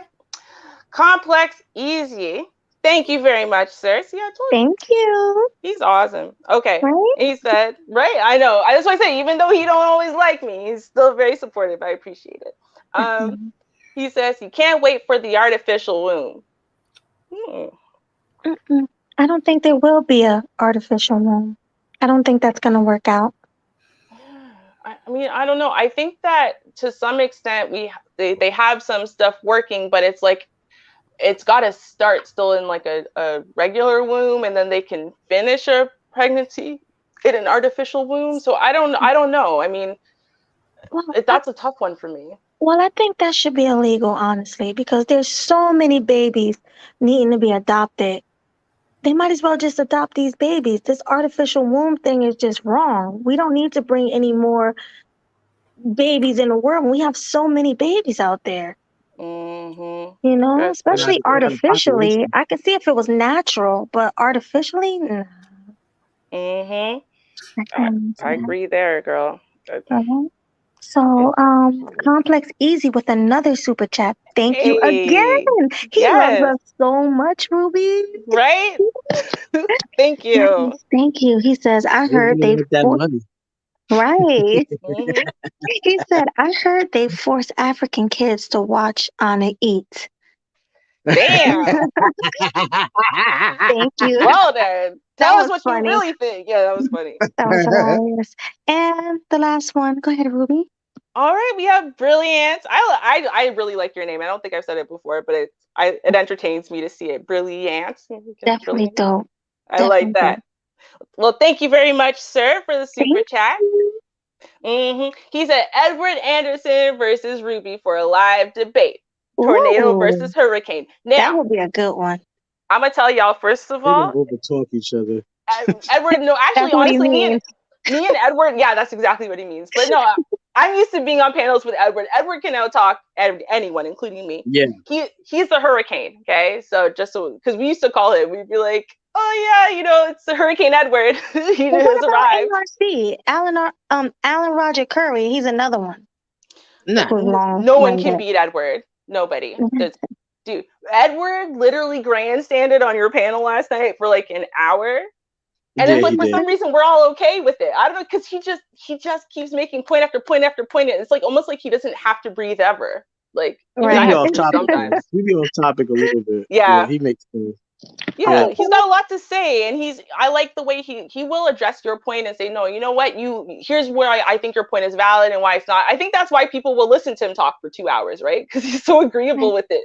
It's good. Well, let's do this. I want everybody to vote.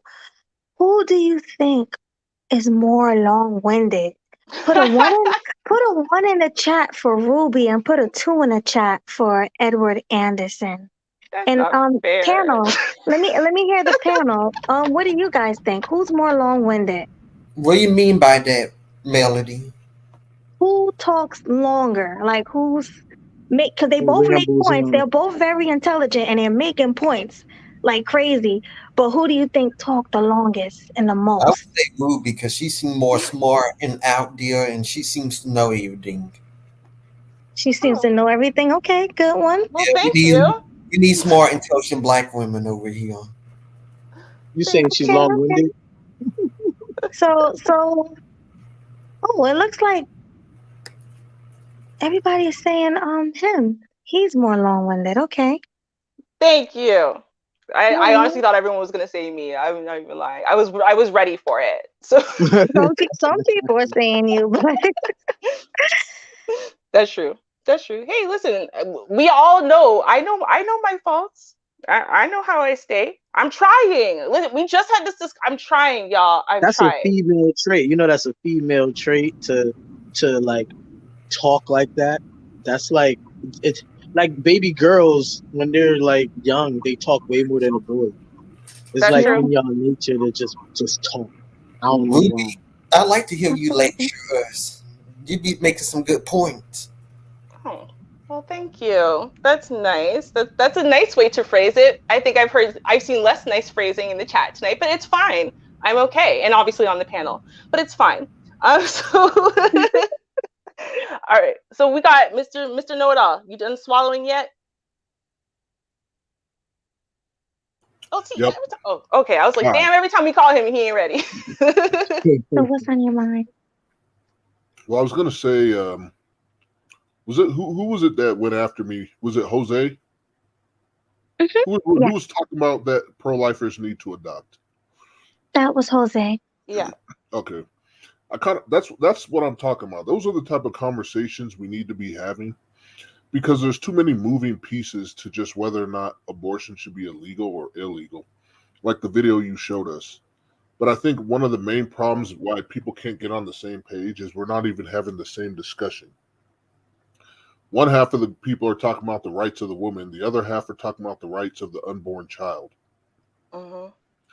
When I think that people who are pro-choice would probably get a lot further in regards to persuading pro-lifers to bend a little bit on when abortion is and isn't okay if they didn't treat abortion Deletion. deletion like Okay. it was a free-for-all, and that was okay. You know, back in the day, Bill Clinton said that deletion should be legal and infrequent. And he caught slack for that, for saying it should be infrequent. Mm. If pro-choice people would just start thinking like, okay, what are some ways that we can reduce the amount of deletions? Even if we feel they should be legal, what are some ways that we can reduce the amount? Because if we're talking, I don't know what the numbers were. I saw 17 million, 60 million since the 70s. I mean, that's outrageous.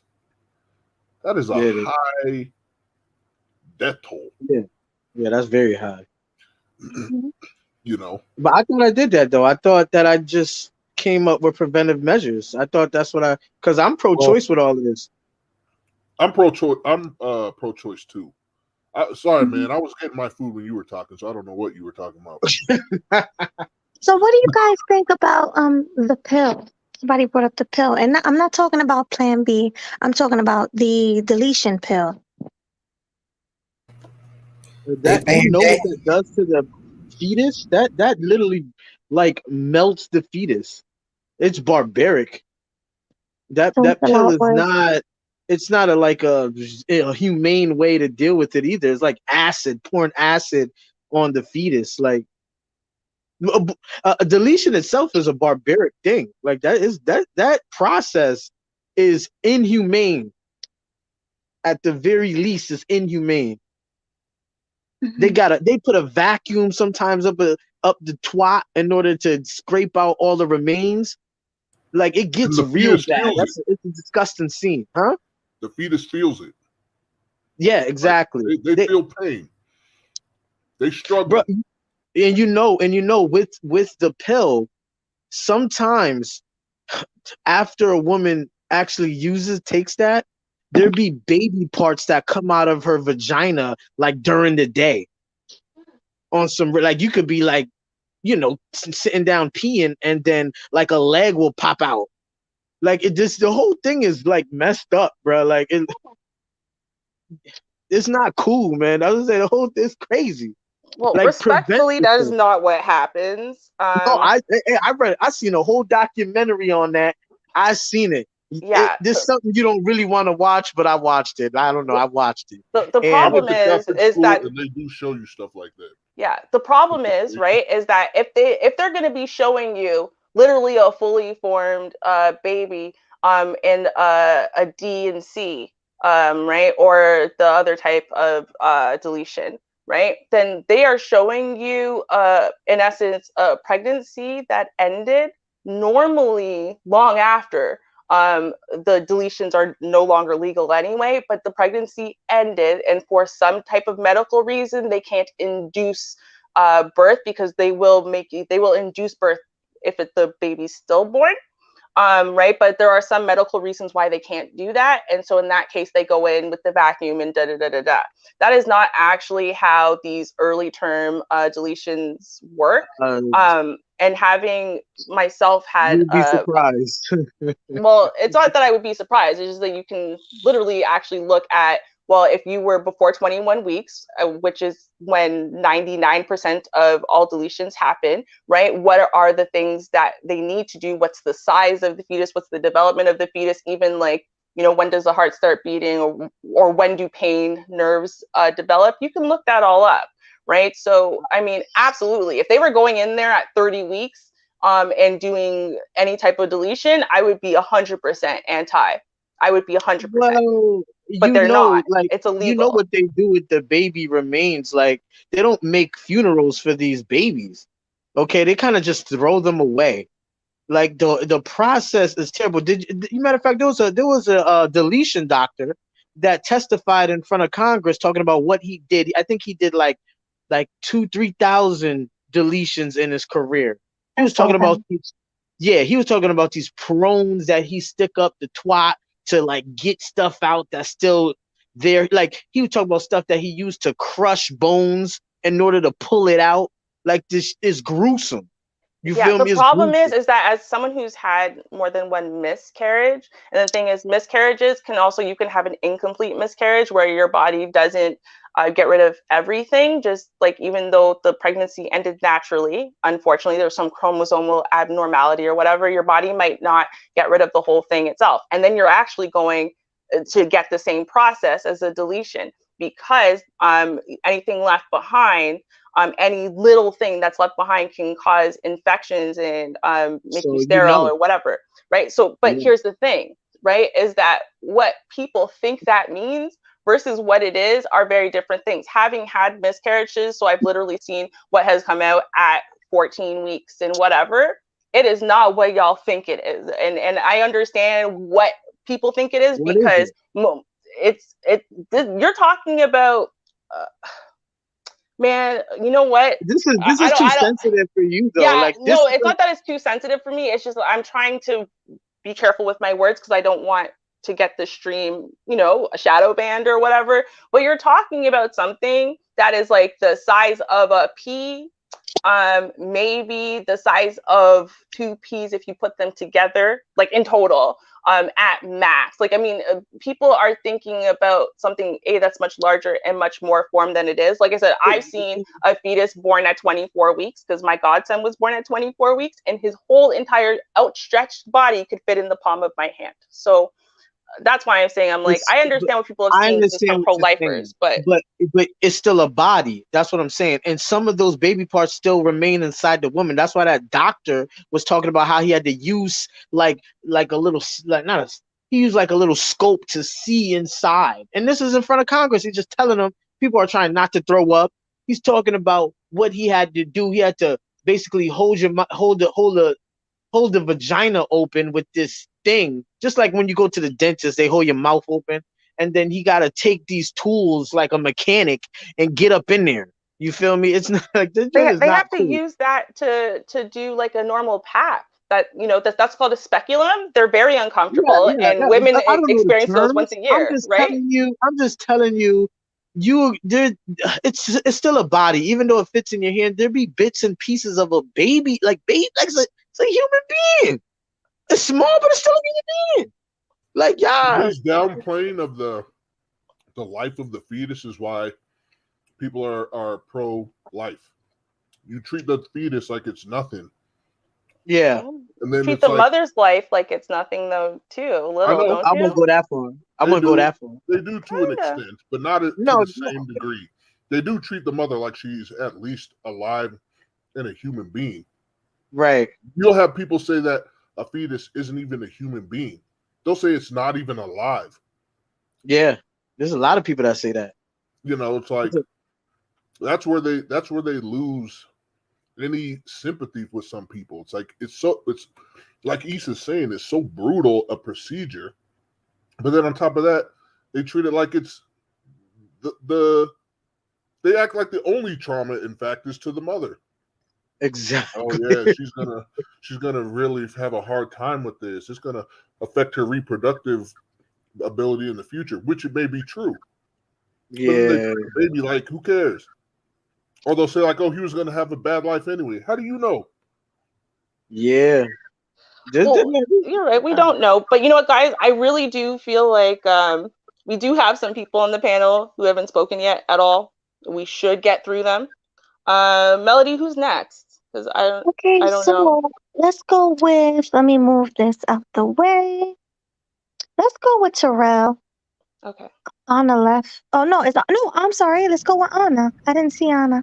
Anna, are you there?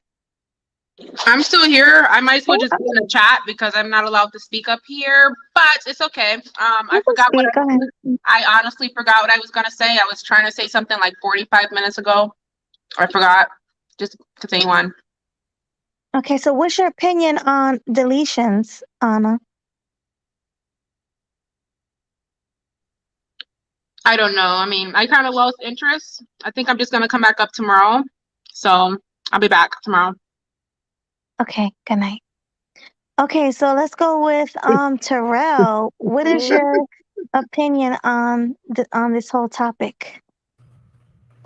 You know, my opinion on deletion is that it's to me, I believe what they're gonna try to do next is they just trying to do this because they want a certain group of community to have babies and try and get the race to reproduce again. Because right now they have low birth rates and they have more people dying than being born. So they in fear because they're going to lose their majority in like 20 or 40 years. So that's why they want to rebuild their race back up so they can remain controlled. But this is a futile effort.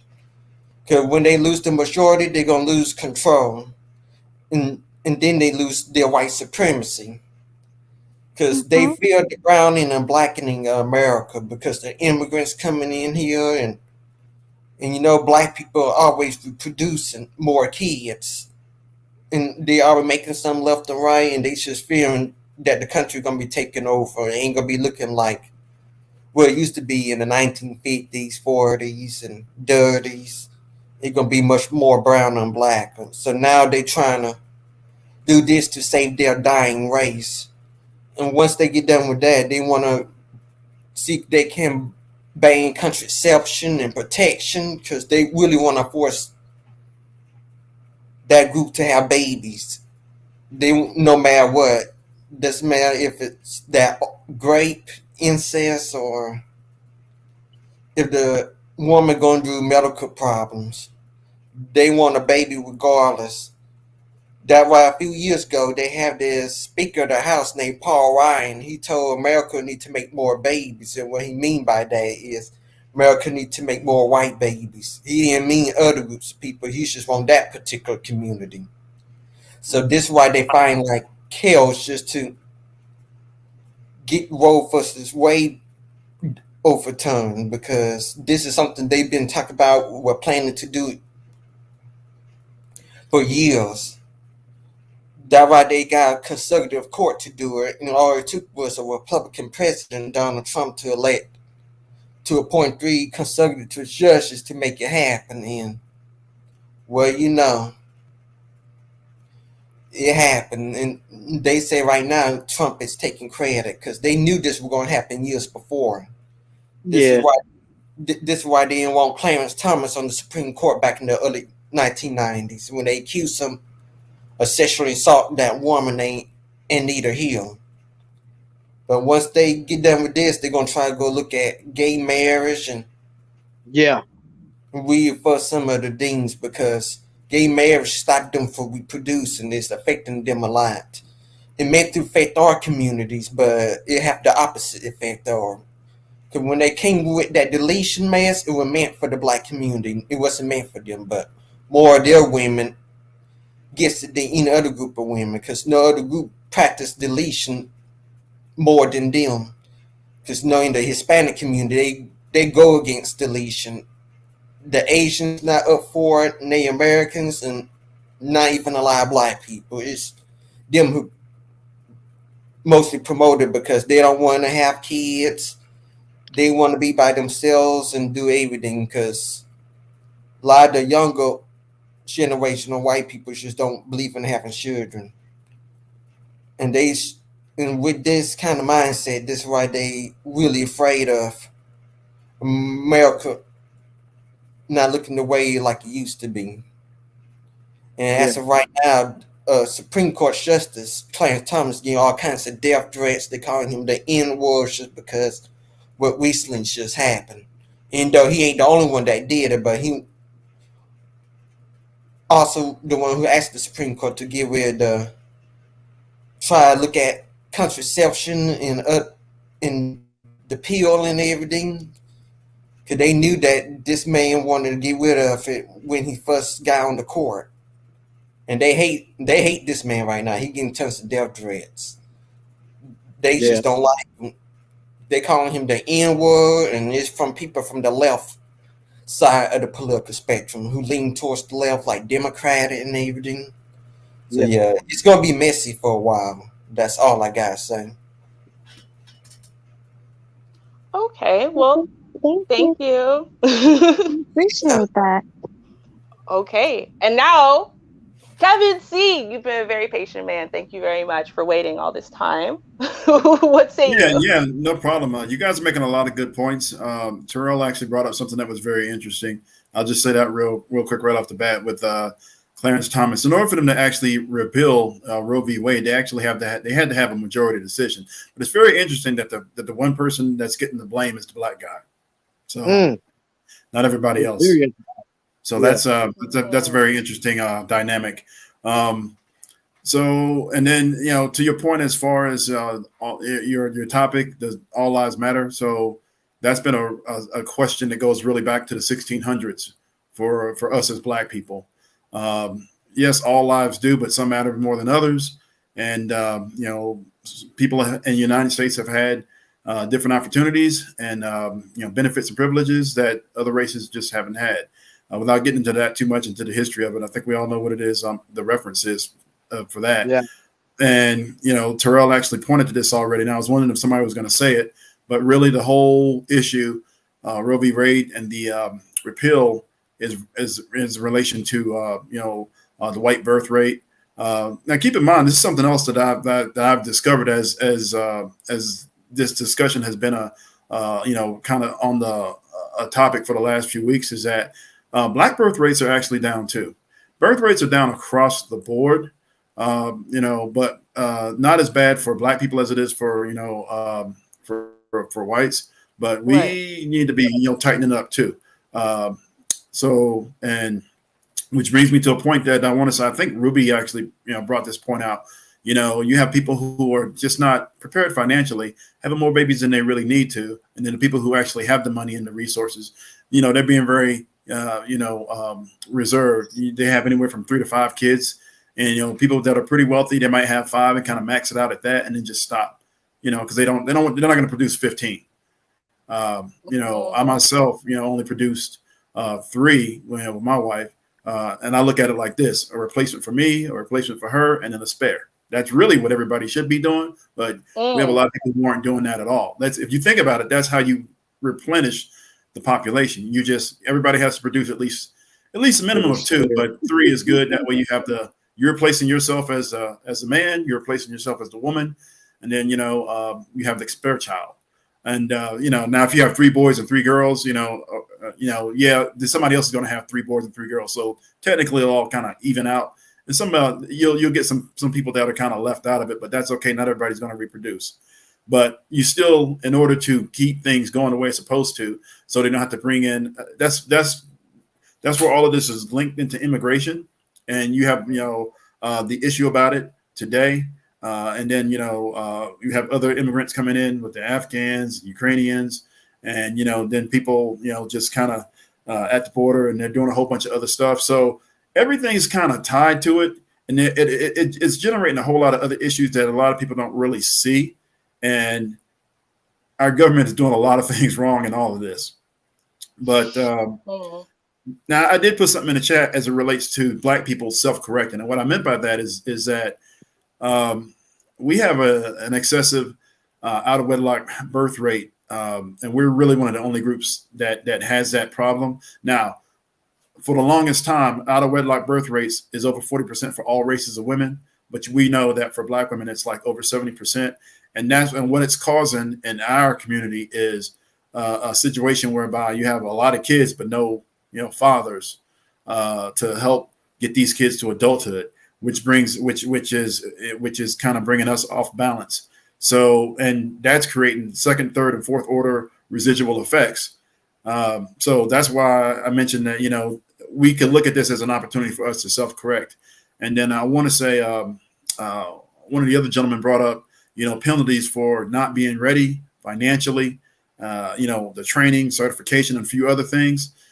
And that's actually fine and well, but I suspect a lot of people are going to push back on all of that, because it's going to be, well, you can't tell me what to do. It's my life, and that's government overreach and all the other stuff and everything else. And in a lot of ways, even the Roe v. Wade is the repeal of it is kind of an overreach. The thing is that this was implemented 50 plus years ago. Well, actually 50 years ago, as a correction for us, but they overcorrected. But the white women actually overcorrected and started doing it just as much, if not more. So now they're trying to fix their mistake, and they knew it was a problem right from the beginning. As far as the birth rates, this has been a topic of conversation going all the way back to the 1960s, 1970s. This is not really new.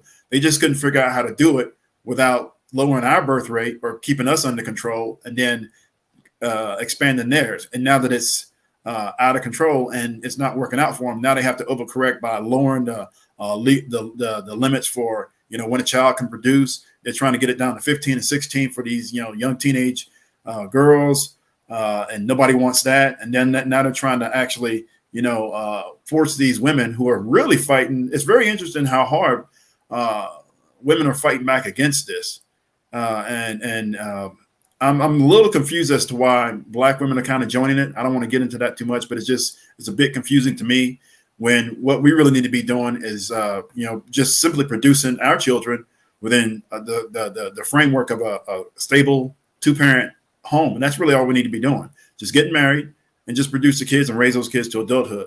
That really is the correction for us, and everybody else is doing that, and they're coming out fine, and that's what we need to be doing too. So really the only people who are pushing back on it probably the hardest is white women. And I don't really understand that.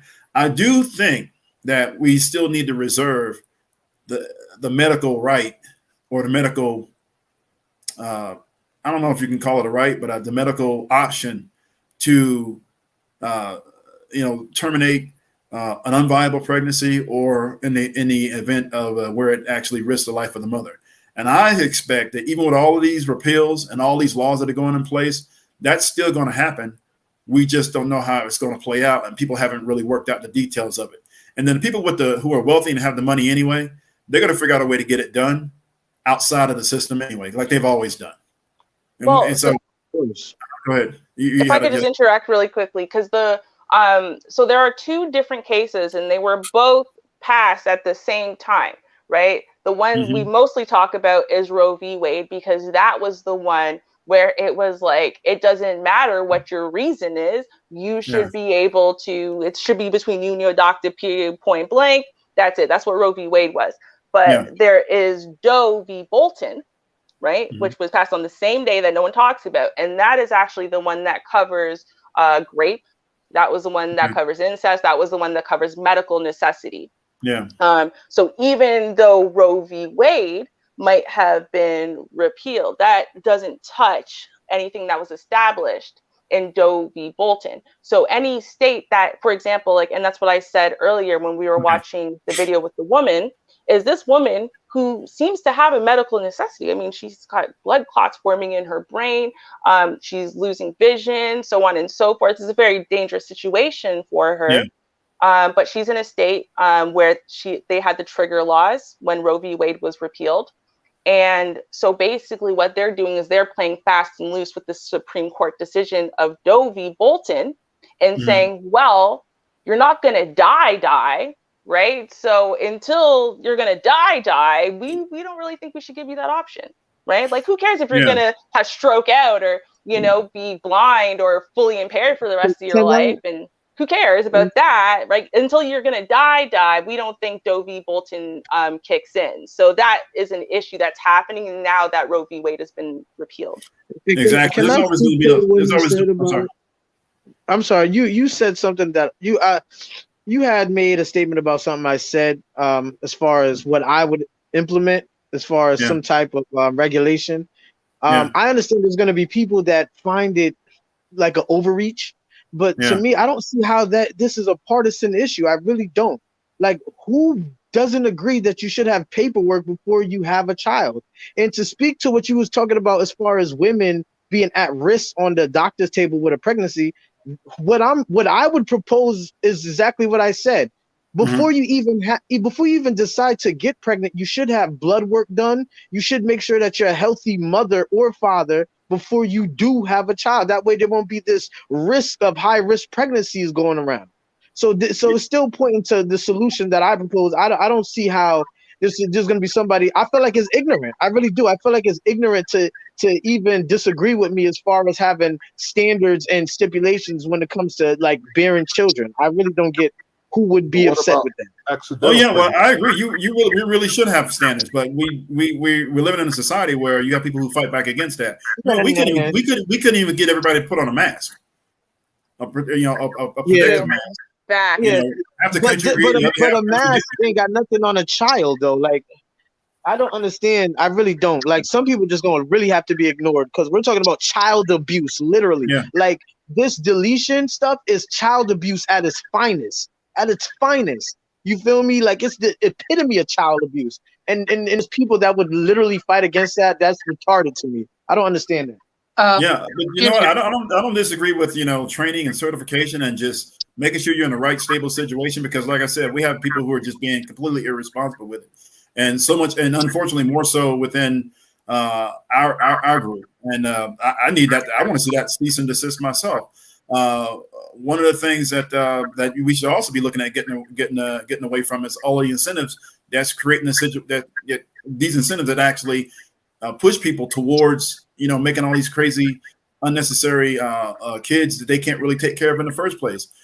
This might be off topic, but I know you guys everybody's kind of saw that viral video where the dude brought by a Happy Meal, and you know there was a woman with 3 or 4 kids, and he only tried to take care of his kid. He should have never had a kid with that woman in the first place. So that's where that certification, your training would have come in. Like, you know, they'd have been like, nope, you're not ready for this. And she definitely wasn't ready for it. So there's people that are out here, you know, just doing things, you know, that doesn't make any sense. And I agree to what it is you're talking about. I'm just trying to figure out how we can implement it without all the pushback and everything else associated with it. See, my problem is that I think that to implement Youngie's problem, that's why I asked him, well, how would you really implement that? I think that the only way you could implement that is to do something that they bulk on doing even to sexual predators, right? Which is to, in essence, to chemically castrate both men and women first, or, you know, find some way of chemically making sure that both men and women cannot reproduce until they get the green light and they pass these interviews and stuff, and then that chemical restriction is removed. For those two people. I think that's the only way you could honestly really do it. Unfortunately, I think it would still create the same problem, even if there were legal repercussions. I think the problem would be is that stupid, irresponsible people are stupid, irresponsible people, and they're going to remain stupid and irresponsible regardless of what the consequences are. So then they're just going to be reproducing, and then in prison with the overpopulated prisons as it is, and then who's watching these kids in an already overtaxed foster care system, right? So yeah. I think that's what would end up happening unless you were able to prevent everyone from reproducing until they got the green light. Nobody's going to agree to sterilize teenagers and all of that. I think that's going to have major pushback. Exactly. But if you increase the penalty for having out of wedlock children or having children in poverty, like really put like hard line penalties like 5-10 years in prison, make it serious, I bet you $1 million that it will decrease how many deletions go on. People ain't that, and you take away the incentives also. The welfare state that kind of that provides an incentive.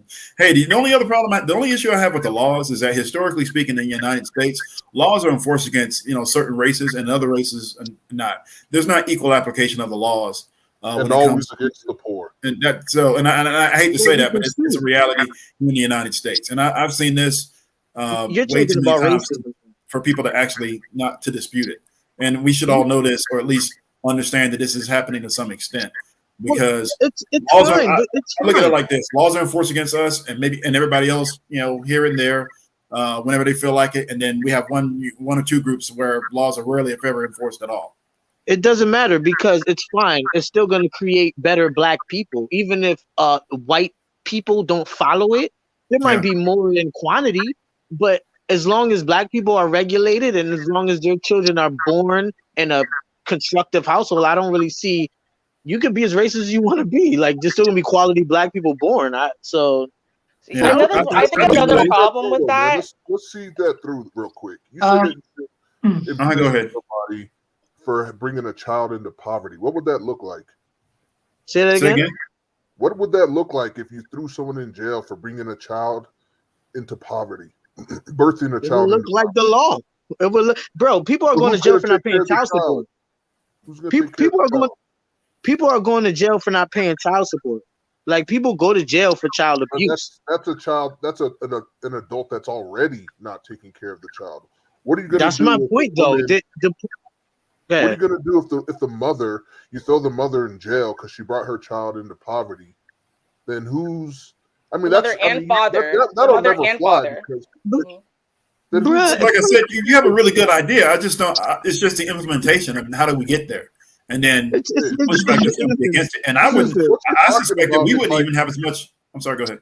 What you're talking about is almost literally genocide. I mean, these are like because you're looking at it that tactics. No, but these are the exact tactics people have used against certain groups. Exactly. They're like, you're doing too much. You're too poor to have kids, bro. People are too poor to have kids. But who decides now how rich you have to be, right? Bro, by American standards, if you're not making enough money to even, you gotta have enough credit to buy certain things. You gotta be in a financial healthy position to be what's that when they call you on tax? When you do your taxes, bro. I have no problem with the government incentivizing certain behavior, but you cannot punish somebody for reproducing. Yeah, you can. Because if bro, what's the alternative to do baby murder? Hold on. Hold on. Let's try to phrase it a different way. I'm sorry. Yeah, if we could just try to do deletions. But hold on, I'm going to read the super chat. Melody, you still here? Are you walking the dog or something? What's up? Melody here? No, I'm not walking my dog. Yay! I'm trying to do something. No, I'm glad you're holding it down for me. Of course, girl, But yeah, let's read the super chat, girl. All right, sorry. Give me a second. All right, so Senator Roth, thank you so much for the super chat. Thank you. He says, this is slightly off topic, but Melody and Ruby, you've given that girl, I don't know, way too many chances. She did all that, and when given the mic, she had nothing to say and drops off. She's here to troll. Yeah, is that her thing? But I think honestly, people get in their feelings, and this is why we've clarified, like, hey, listen, we're not pointing at any one person directly and whatever. We need a little bit more organization so that everyone's opinions, including hers, can be more clearly heard and respected. But I think that some people are going to take it personally. They're going to get in their feelings about it. We know that. That's why, once it becomes a constant, people will realize it's not about any one person. If you were here for the stream a couple of days ago, people called me out too. It wasn't just y'all, right? People say, Ruby, you talk too much. Sometimes you do this, sometimes you do that. And I said, I work on it, right? Yeah, but the difference with you is you actually make a lot of good points. I don't know this Edward person, so I got to actually watch a few more of your lives to kind of see how you guys operate. But you interject with a lot of good points. I don't want to try to gas you up too much though. I didn't hear what he said. What did he say? I don't want to try to gas you up too much though. But Ruby actually does interject with a lot of good points. I'll say one or two more things, and then I'll kind of back out here. But this is the other thing. So Roe v. Wade, the repeal, actually, people are making this quantum leap, if you want to call it. I call it a quantum leap because they're going from, okay, so now they're looking at repealing gay marriage. They're looking at the possible repeal of other things too. So, certain civil rights. Some senator actually put out a tweet, said, okay, now let's do Brown v. Board and desegregation next, which is now he's getting a little crazy with it, obviously. So here's the thing with the Supreme Court. And, the Supreme Court has this little, I call it a get out of jail free card, meaning that they can actually, the Supreme Court of the United States, SCOTUS, can actually make a decision and they can interpret it consistent with the Constitution or what they believe is consistent with the Constitution. And they could, okay, now they can go, okay, this is our judgment, this is our decision. It can be for or against. Say it's something that people actually want, and then they say, okay, now this is a law. We decided that this is consistent with the Constitution. And now with Roe, 50 years later, they say, you know what, we made a mistake. We're going to repeal it. So they have this process known as judicial review or constitutional review. And so now the concern is okay, we're going to do it with all these other things too. Again, gay marriage, civil rights, and a few other things.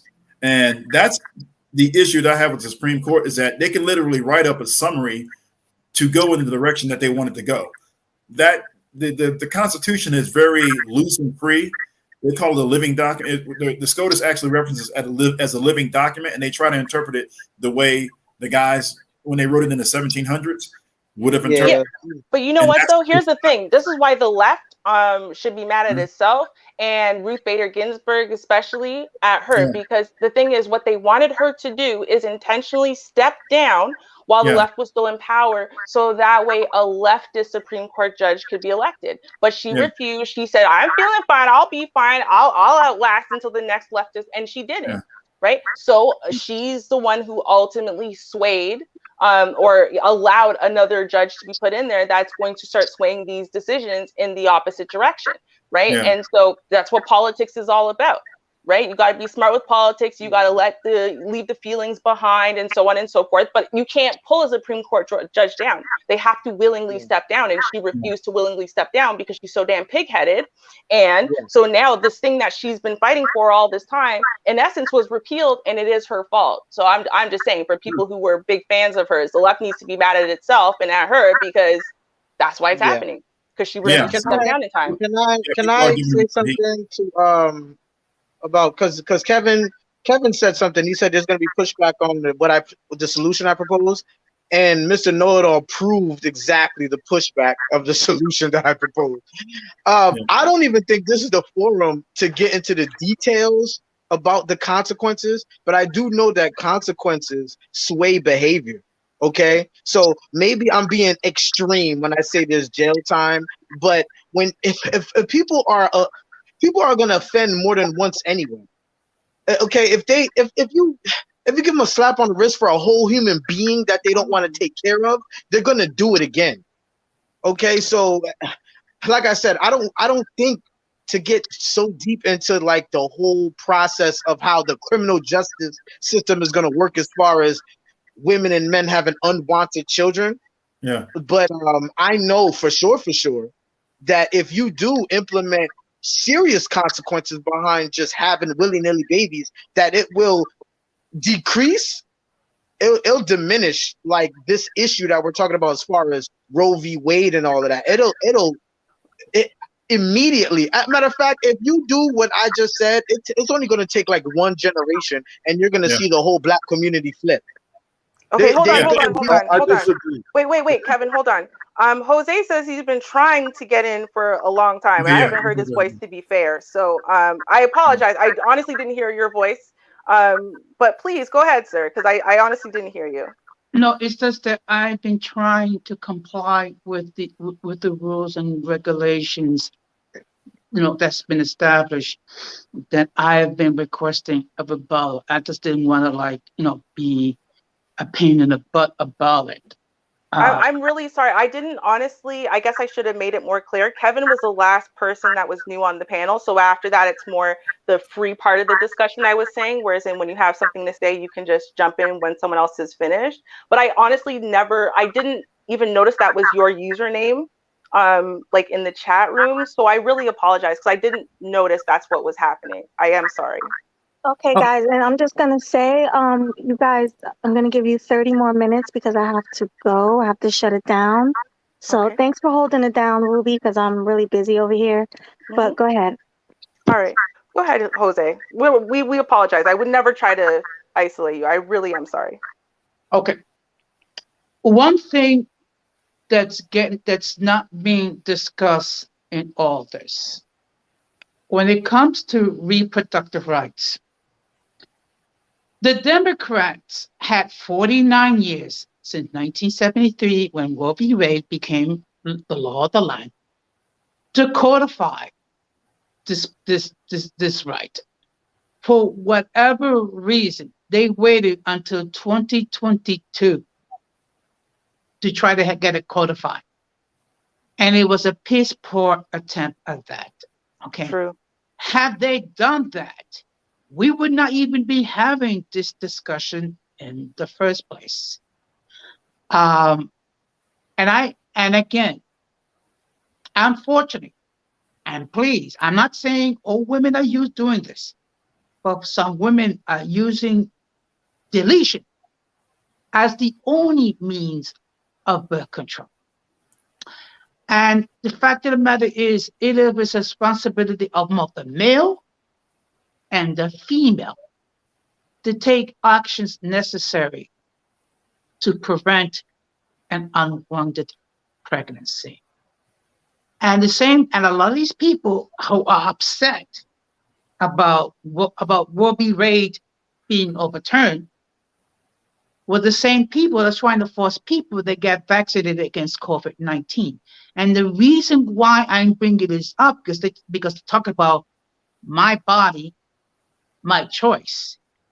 But yet you're trying to force people to get an unknown vaccine regarding an unknown disease. And that's where the correlation lies.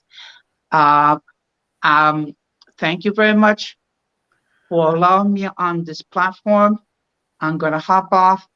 At this point, I do not think I will be participating in any more of these panel discussion on this platform because, it's just that I'm trying very hard to comply with the rules and regulations as established, and the way I see it, my views are not considered valued. So with that, I'm going to wish everyone a safe night, good night, but you will not hear me participate any further. Okay, Jose. Well, again, I really apologize. Can I ask you a question before you go? Yes. Okay.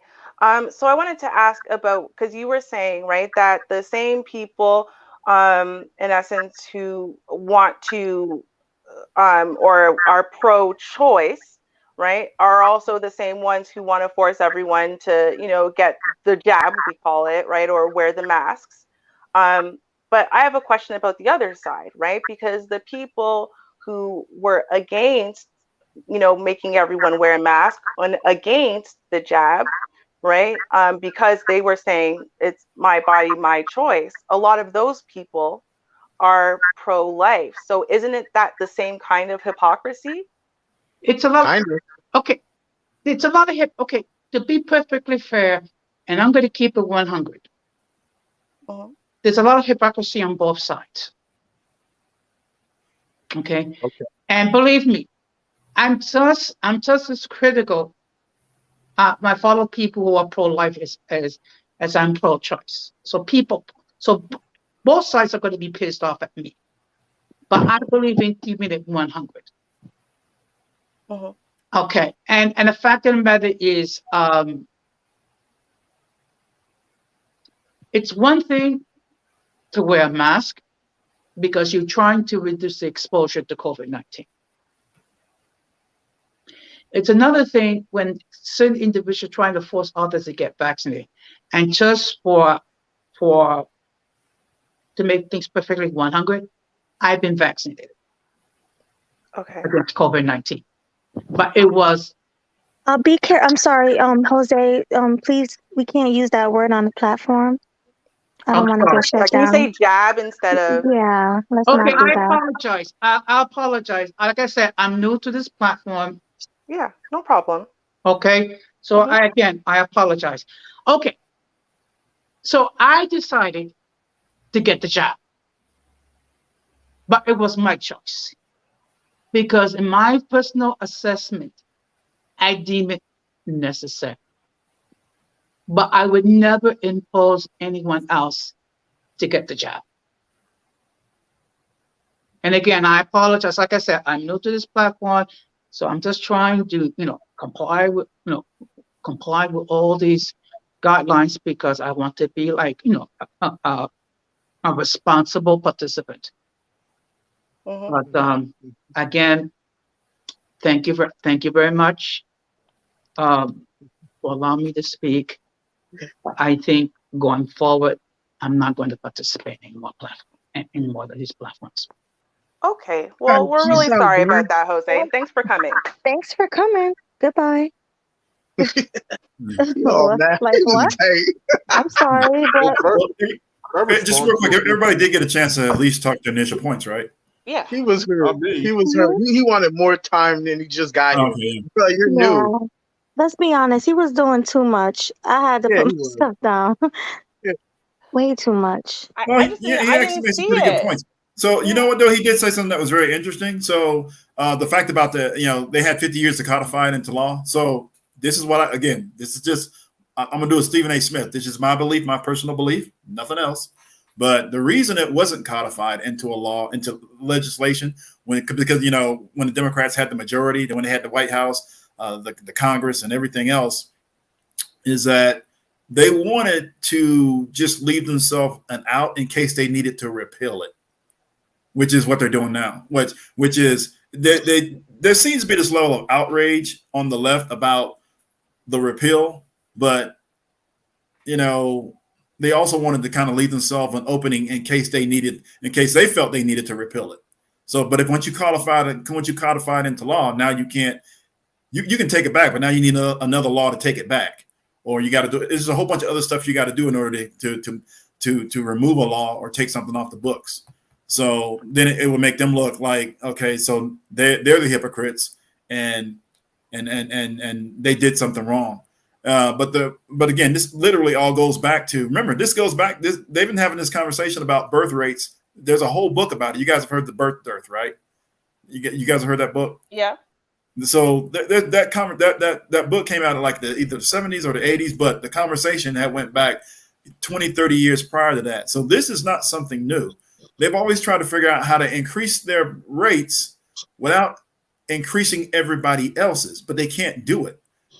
And then again, what happened was once they put Roe v. Wade on the books, it goes into effect 1973. Then the one race that they didn't want to take advantage of it literally took advantage of it. They don't care that we did or did not. They don't really care. Matter of fact, they encourage it. Remember, where did all the Planned Parenthood clinics pop up? In black neighborhoods, and then the fertility clinics popped up in the mostly other neighborhoods, right?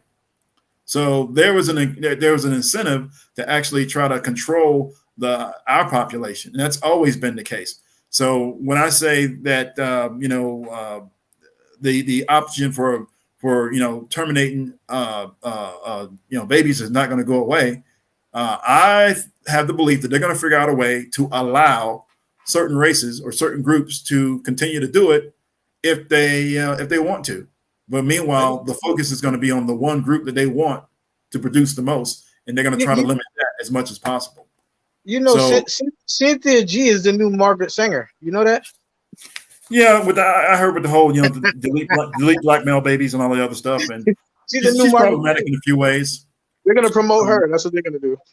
Yeah, they kind of already are, though, because I mean, apparently she's been on Fox Soul. It sounds like people are saying she said this on Fox Soul as well recently after the time I heard that she had been on there. So I don't even know, but I do know that I think that it's just absolutely disgusting rhetoric. I mean, you have to think about, it's one thing to say that, you're pro-choice and it's like, okay, I'm making a decision based on, maybe my age, my finances, my ability to take care of a kid, my drug addiction, whatever it is, right? It's another thing to say, no, I'm perfectly capable, willing, and able to take care of a baby. But if it's the father is a black man and it's a black male baby, well, I'm going to delete it. Like the intentionality behind that is so repulsive. I don't even... I don't have any words for people who support that. And you know what? You ladies are few and far in between, because men would never allow another man to get up on YouTube and say he wants to delete little black girls. Absolutely not. Absolutely not. Yeah, we would literally gun him down. We would gun him down. The fact that black women are really not coming for her head for something like that, and I'm not talking about you or even Melody. I'm talking about like literally the whole sisterhood. Like the fact that they not like up in arms about that speaks volumes as to basically there's no code of honor amongst these hoes. There's something literally wrong with them. Like it's bad. It's like this shit is satanic. Listen, it's satanic. You hear about this shit in the Bible where the boys were killed trying to kill Moses or trying to kill Jesus. Like they killed all the boys under 2 years old. It's satanic. And these hoes, like I said, the pick-me's are few and far in between. And to me, that's a real like major crisis right there. But it's so crazy. Ruby, so Cynthia G actually made it to Fox Soul? Is that real? Huh. Yes. I mean, I didn't watch it, so I don't know what the hell she said on it, but I'm 100% sure she did make it to Fox Soul. Yeah. Okay. All right. So here's the thing. Here's the thing. The thing with Cynthia G is that she actually, the overall message is stay away from irresponsible men. That's the overall message, right? The problem is the delivery and how she's doing it. And one of the reasons that I believe, again, this is my personal belief, is that she went from, okay, you guys need to make better choices and be more responsible and just stay away from men who are irresponsible and guys who are deadbeats, is that she can't figure out a way to get the women not to do that. Because what she's trying to do is, what though? If that was the case, I'm sorry to interrupt, but if that was the case, if her message, right, was stay away from irresponsible men, don't reproduce with irresponsible men altogether. Oh, hopefully he's listening. But wait, what? I think he's having technical issues. I think he's having technical issues. But if that was the message, if the message was just don't reproduce with irresponsible men, right? If that's what she was saying, if you get pregnant by some ain't shit, no count, Pookie and Ray dude or whatever, that's then, delete that. I would still feel iffy about the message, but I'd be like, all right, but that's not what she's saying. She's saying that the population of black men, all of them, black men don't deserve to have sons. Therefore, do not create black sons for black men. That's her message. That is really her message. And and she uses the Bible to justify it and everything. Do you really think she means that, or you think she's just trying to piss black men off when she says that? I think she means it. She's the greatest troll. The greatest troll. She's a big troll. She is. But you can't say nothing like that. That's beyond trolling. That's literally like you're trying to put that into the atmosphere where we can just like devalue the lives of black young boys. Like you can't even like troll like that. But go ahead. Well, I mean, what they're really looking for is the extinction of black men. That's what she was saying. Because that's literally what they say, right? Don't birth your oppressor. Yeah, that's literally what she's saying. And then I watched her do a stream with another big content creator, and they sat there and went through the Bible and used the Bible to justify why it is that you should not produce sons for Black men. Because she said that in the Bible, there's all these stories that prove that when the men are basically the men aren't worthy, that God takes away their firstborn sons and whatever. And that's what she's saying. So and they used the Bible. It was hours long, and these were multiple streams. If you were just trolling, you would have just said it once when you were angry at somebody. She went on a mission. Well, I wonder why she hasn't been canceled yet. Because niggas don't flag her. Dudes don't flag her like that. I flagged her, but niggas don't flag her. I'm not gonna lie, I flagged her too. Yeah. She needs to be gone. She does, but you know what? The sisterhood agrees with her. Because the sisterhood, see, that's the problem. And you said that the sisterhood doesn't have any honor, but they do. The thing is that their code of honor is whatever a Black woman says, especially if it's for the victimization of Black women and, you know, the degradation of the Black man, whatever a Black woman, you support that wholeheartedly. That's not honor. But I'm saying that's their code of honor. To them, they see that as honorable. Yeah. I'm not saying it is honor. I'm just saying it's not honorable, but it's an honor. It's a code. It's a code. I get you on that. Yeah. But what I'm saying is, with men, you see how, like I just said, that if it was a man talking like that about little Black girls, we would come for him. We would, just off of the strength of that's our code of honor. But women ain't like that. At least the sisterhood is not like that. You have like a select few of heroes, or I don't know how you say a female hero. You have like a select few, but like I said, that's too little. Like there is like abundance of Black women that agree with what she is saying. You can just look at the numbers every time she goes live. So that's what I'm saying. She made it to Fox Soul is a testament to that. But she's talking about she's talking about child abuse. And these women are not even trying to defend their children behind it. And that's what I'm talking about. Like men don't abuse. We don't endorse another man talking about abusing children. We don't endorse that. They're endorsing her. They're paying her bills. She ain't even got to work.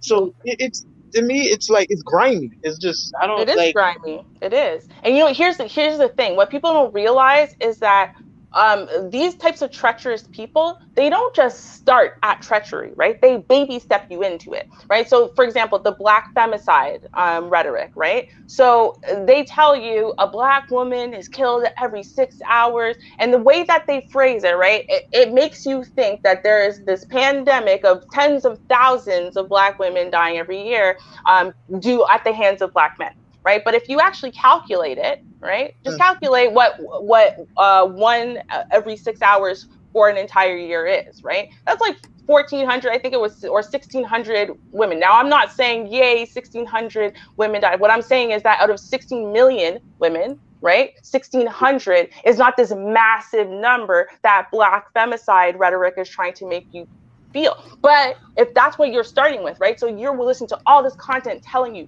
that Black men are killing Black women left, right, center, and and look at this, and they're just painting this picture, right? So then when they finally present, look, these men don't deserve more sons to grow up to be more abusers and victimizers and to just take more of our Black daughters away, right? All of a sudden it sounds rational.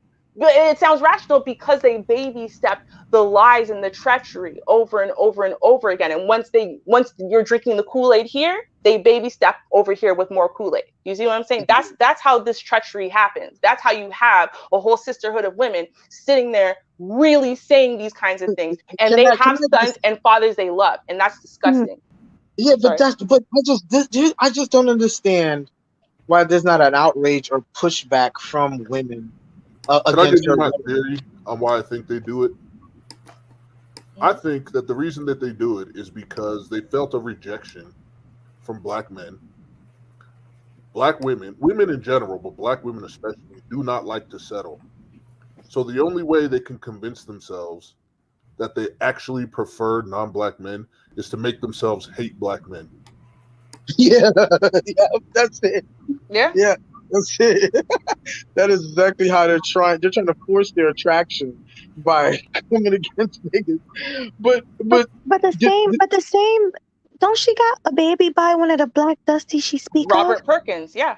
Right. Who has multiple babies by multiple women and had multiple babies by multiple women when she met him, and then she was flying out to sleep with him and ended up pregnant. And then she's in denial. Like, now a lot of people these days who only came around in the last year or two don't even know she has a kid, right? But people who were around back then, eventually she showed up and she had to speak for herself. And so she said, Robert Perkins isn't a Dusty. He takes care of all of his kids and he stepped up to the plate and da-da-da-da-da. Right? So she changed her definition of Dusty. Yeah. She finally admitted she had a baby? Long time. Yeah, she admitted it forever ago. Now she's back in denial mode. But there was a moment where she couldn't deny it anymore. She had no choice but to answer to it. Because I listened to that stream, right? Yeah. I listened to her change her whole definition of Dusty, and she said, hey, if my channel makes it seem like I hate black men, that's wrong. That's not what I meant to do. It was a whole new Cynthia G for a minute. And then, you know, a few years go by. I'm guessing the Robert Perkins situation didn't work out the way she wanted it to. Single motherhood didn't work out the way she wanted it to. And now, you know, she was back to her old tricks, and that wasn't making her enough money. So she had to up the ante. So she came with Black Femicide, and now the black male deletions, right? That's but it's okay. It's for her, it's hard to let go of niggas. We know that. But the point is, though, her rhetoric is so like abhorrent. Like, what do you guys, you and Melody, what do you guys, why do you guys think that black women are not collectively at arms against her talking about deleting black male babies? Because a lot of them feel the same way, first of all. You know that from being in this space. Number two, they were more worried. Huh? But they're babies. I know, exactly. But these women don't care. But if it was Kevin Samuels saying delete all black girls, they would have tried to cancel them. It's beyond cancel. Beyond cancel them. Yeah. How much of it do you feel is think the ends justify the means? That they don't honestly believe what they're saying, but they are trying to anger black men so they feel it's justified. Because I don't think But I'm just saying, why is it that my question was, why is it that there's not a large segment of black women that's on some like rah shit against her? You know what I'm saying? I think that really, and this is a problem with the divestment and all of those sectors over there, right, is that other than the people who already support them, and the reason why women are drawn to it and support it is because they are angry and bitter and looking for someone to blame, or, you know, reasonably mad or angry and bitter at something in life, right, and looking to make it not their fault, right? And so they found a channel that justifies them, right, and validates all of their hurt, all of their anger. It's like the opposite. It's like red pill rage, but the opposite, right? And so they found somewhere to justify them. And that's really the only thing. You have to be angry and bitter and hateful towards black men really to be brought into that algorithm, right? So those are the only people who are listening to her, are people who already are angry and bitter and wanting to blame black men and wanting to unblame themselves for their babies by 3 different baby daddies and their poverty and whatever, right? But you're saying that it's the majority of them. That's why there's no pushback.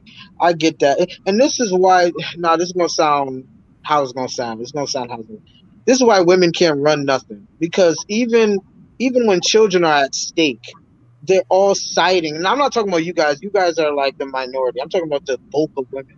This is why men have to be in charge, because these women won't even protect children from each other's wrath. That's the honor code I'm talking about that they don't have. Y'all, this is when are they gonna be like, okay, this is a little too far? You understand what I'm talking about? Like, I get the bitterness. I get, okay, you dealt with a bunch of hood niggas that ain't care about you. You knew they was hood niggas, but you still dealt with them. Okay, now you're bitter. Yeah. So you're gonna take it out. You're gonna take it out on the children. You're bitter, so you're gonna take it out on the children. That is black woman. not even black women, but we're talking about black women. That's black women bitch shit 101 to take it out on the children. That's what black mothers do 100% of the time. Absolutely. Bro, So I don't even go ahead. think it's gone far enough, because it's almost as if they're constantly inventing ways to try to hurt us, right? Like on another channel, they're always talking about make sure you call the cops on these men. They actually want like us to get shot by the police. Oh, yeah, they call us bullet bags, and they're like happy. I heard one of them praising Derek Chauvin for the George Floyd murder. It was like Daddy Chauvin. I heard that too. Yeah, yeah, it was disgusting. A lot of those women are my favorite anti-black men. A lot of them hate black men to the core. Okay. Who? No, I said those Dodgers. Those Dodgers hate black men to the core, and it's just behind hatred and jealousy, and I think. Go ahead, love. And I also believe colorism play a faith in it as well. Mm-hmm. Yeah. I think it's because they feel that black men are going to white and Hispanic women, and this is how they retaliate against them by saying all these horrible things about them. That's the only thing I can think of. Yeah, but one thing go on, Terrell. Sorry. I said one thing I want to say is these black men be trying to get with these black women, but they don't be wanting them. They be wanting the Pookie and Ray Rays and the other types of men that ain't good for them. But as soon as they go don't believe that. They want them. Believe me. These women want the top 10% of men. Oh no, they want that. They want the top 10% of black men. They want that black man that has everything, but they want to complain about getting the average and bond the shelf black men. But as soon as the top notch black men go to other communities, they get mad and sore and start bitching and everything. And that when they go on a hate black man bashing platform and just drag black men everywhere. The point I was saying is, they got black men who's not top shelf, but they are good and decent, above average, doing good for them. They be trying to get with these women, but these women don't want them.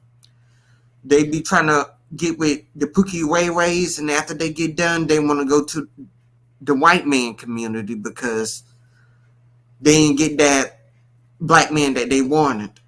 Because a lot of them want the Pookie Ray Rays or the top shelf black man. They don't want the average. Now, I agree that there are some women like that, right? But here's the thing. Cynthia G proved what we all know to be true, which is that the very large majority of the women who are saying that kind of stuff about, I only deal with high value men, A, it's not true. B, it's not even what they want. They just want a man to actually love them and actually want them and forsake, as Young Geese was saying yesterday, forsake all others for me. And the thing is that their self-hate runs so deep, their anger and bitterness runs so deep that they literally cannot just be likable, lovable creatures in relationships. That's what it comes down to. So, you know, in the same way, Cynthia G picked a dude who had a whole bunch, he was the definition of dusty to her, right? But she picked this dude because this dude was supposedly very loving to his kids and loving to women and and he's very cool and attentive and all this stuff. And that's really what she wanted, right? Because if what she wanted was a high value man, why are you choosing at 36 to reproduce for a dude who has like 5 kids by 4 different women, right? And you're now baby mama number 5. Why would you choose that when all your rhetoric says don't, right? It's because you see, so these women, at the end of the day, I'm telling you, the large majority of them are saying all the high value stuff and whatever. It's just like, it's armor, because they know they're not going to be picked by, and I mean, really picked, not smashed, but like picked, like I'll wife her up, I'll marry her, I'll spend the rest of my life with her. They're not going to be picked by a good, decent guy who's going to love her and devote himself to her and work really hard for her, because she understands that she's going to blow up that kind of relationship. Because she understands she doesn't know how to reciprocate that or to function properly in that, to give that kind of functional, productive man what he needs. So I think it's all cap. Yeah, they sabotage. Is also the point of the space, though, right? That they come together and it's almost as if they're trying to teach each other how to achieve this common goal. and work together to achieve it. Right? It's almost, I mean, in similar ways, you know, the manosphere is the same way. It's like people come here and then you got guys saying, you know, be on your purpose and do this and do that. They're trying to coach each other to reach a common goal. And I think what motivates this goal for them, and they betray their true intentions all the time, because what do they always say? They say, yeah, whenever they talk about like white women, they call them their preference, or Hispanic women, that's their preference. They're constantly referring to the fact that everybody but the black woman is our preference. Why would somebody who doesn't like black men and wants black men to be extinct and only wants to mess with non-black men care what a black man's preference is? Right. Because they do want the black man. Exactly. If you really hated the black man, you'd want the black man's preference not to be you. Yeah. They're just jealous of these other races of women. That's what it is, because they're so undesirable. So they're jealous. That's the only thing I can think of. I wouldn't say they're undesirable, though. They're because desirable. Sinjin is definitely undesirable. Physically desirable.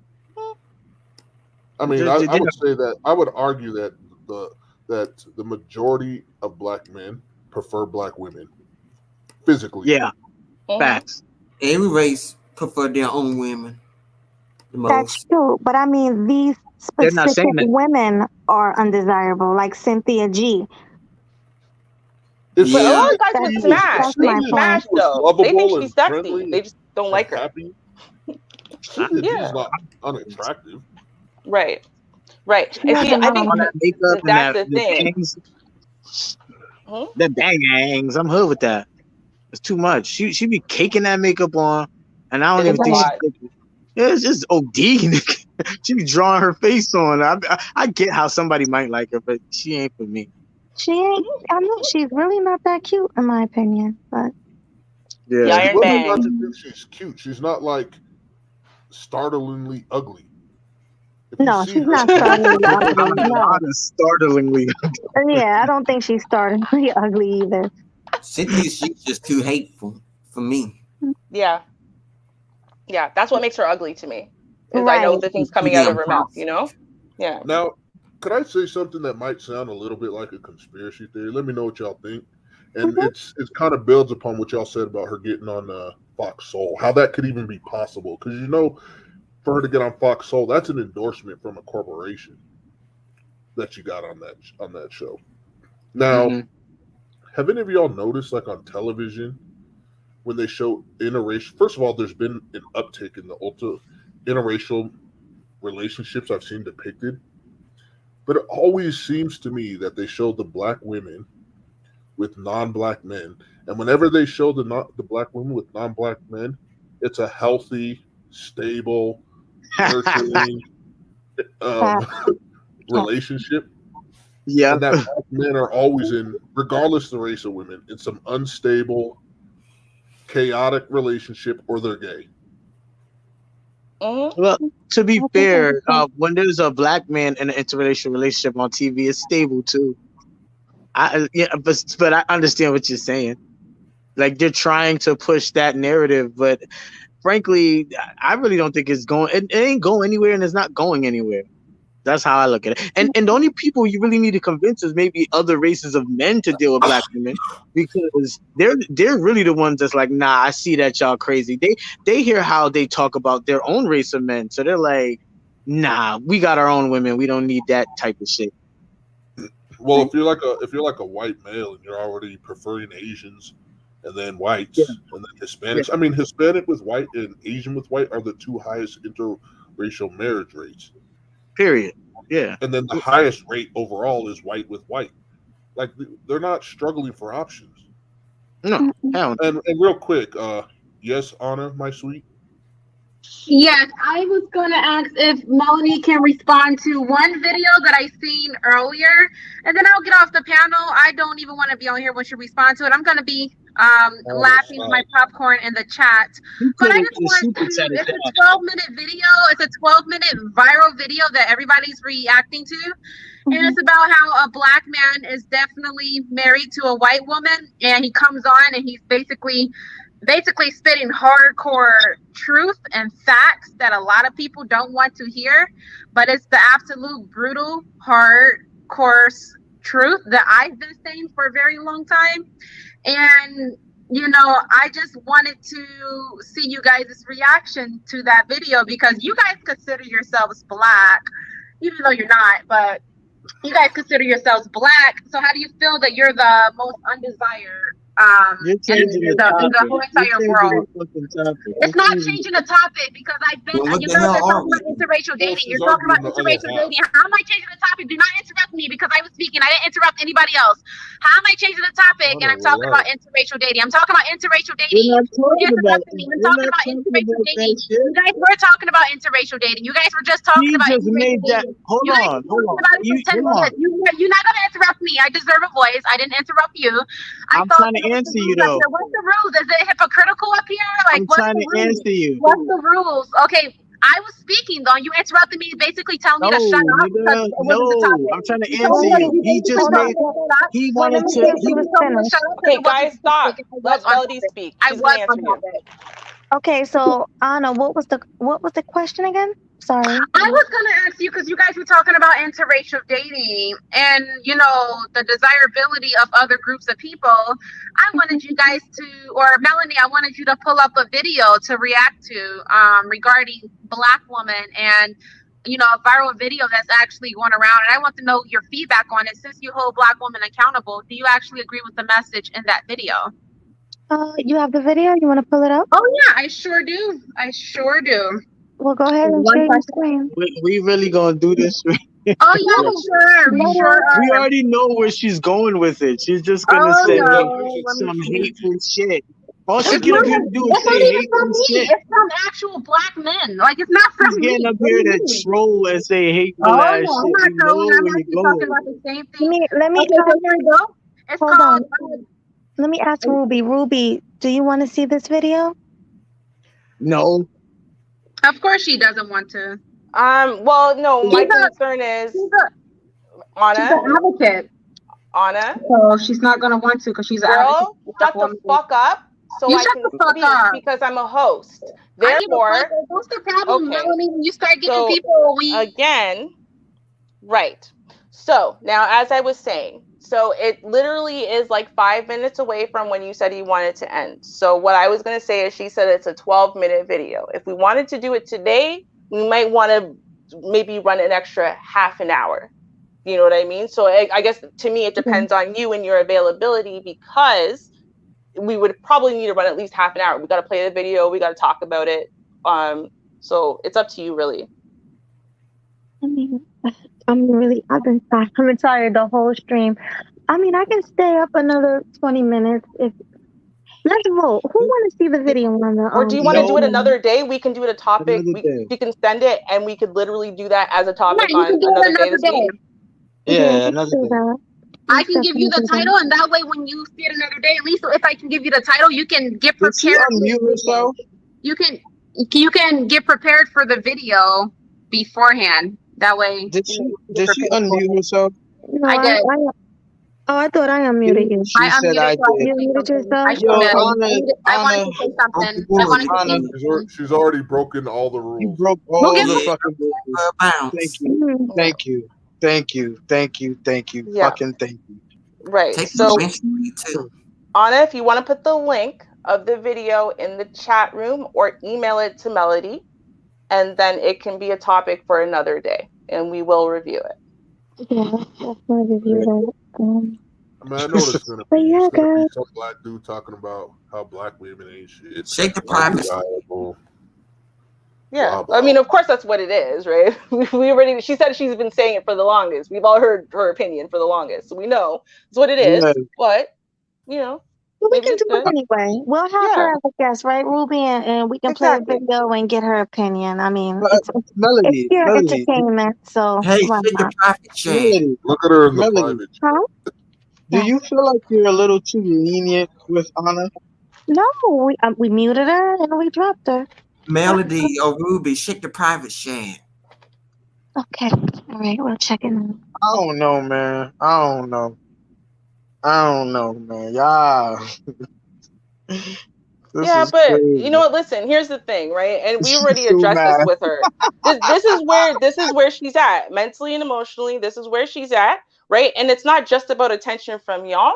It actually is about, friend, like that friendship, camaraderie you get from panels. I don't think she's ever gotten this much from any panel, right? But at the same time, she clearly has a lot of dysfunction and an inability to get along well with others. So, I don't give her bad behavior any attention at all. Well, right? Because I'm gonna teach her the difference between good attention and bad attention. If you behave badly, you're not getting my attention at all. If you behave properly, you're gonna get my attention. I'm gonna give the attention to the proper shit and none to the bad shit. The end. No, I'm just meaning, I just feel like she has very little respect, period, even for the rules. She broke every rule. She disrespected you. She unmuted herself. She talked to other people. She has no respect for the panel, for Melanie's panel whatsoever. That's why I was asking. I think Melanie might be a little too lenient with her. Like, she already need to be. I think I'm a little too lenient, period, and I'm working on it. She talking, not just with Anna. It's way worse with Anna. Like, she does not care. Like, period. That's what I'm trying to say. Like, I understand you feel you're a little too lenient, period. But there's some offenders on here. There's some people that offend, and it's just people that's just on the panel. There's some people that are like, they offend multiple times, just like how she did. They just have little care. Well, she was lenient, and she was timed out. So I don't think I was lenient at all. Yeah, I also think, basically the rules are new, right? It's going to take some adjustment, but also everyone's starting from fresh. It doesn't matter how many times you've offended before. We can't punish you for the before. So, she's gotten her time out. She's gotten this far today. If she continues, then she gets banned for today. If she does it multiple times, she'll get banned for, that's I get you. But I did say, when you were making these rules, I did bring her name up as one of the people you have to watch. And I was like, if she doesn't get checked, all the rules are going to go out the window, period, for the panel. So I did bring her up. She's been on probation. You did. Yeah. Okay. And that's why I asked Ruby, because she's a host as well. And that's why I was like, hey, do you want to play this video? So, yeah. Yep. I mean, gorilla judging from the back room, she's not going to change. No, probably not. But at the end of the day, that's why we have a system. And we've applied our new system of rules and laws, according to Sweet Melody Media. And if she decides that this is how she wants to do things, then eventually she is going to get banned. And then that just is what it is. That would be unfortunate. She's the only person who's regularly here who has her exact opinion. It would be very helpful for her, and even growing her own platform, for her to be here. She's just going to have to decide whether micromanaging herself and following the rules is worth it to her or not. Yeah, that's, she's a grown ass person. We can't micromanage her. It will hurt her to her soul if you banned her. She's like, it won't hurt me. I don't care. You'll be hurt. I agree. Honestly. Yeah. I know. Issues. Sorry. Well, we knew it was going to be interesting implementing rules, so we'll see how it goes tomorrow. This is the same woman that calls her own dad a ape and talk about she hopes he died one day. Yeah, she's crazy. Wow, that's that. Then she accused another YouTuber of stalking her and sexually harassing her and all of that. Yeah. Wow. She's dumb. Very much so. Man, yeah. Okay, well, you know what? Listen, we're at 3 hours.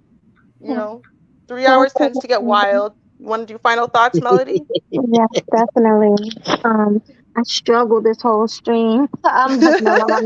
But you still here, girl. You still here. I'm still here, but I'm not gonna lie. I took a nap at one point. Then I had to clean up mess that my dog made. It was just a mess. So yes, thank you everybody for coming. Oh, let's do final thoughts. Okay, we're gonna start with Mr. Know-It-All.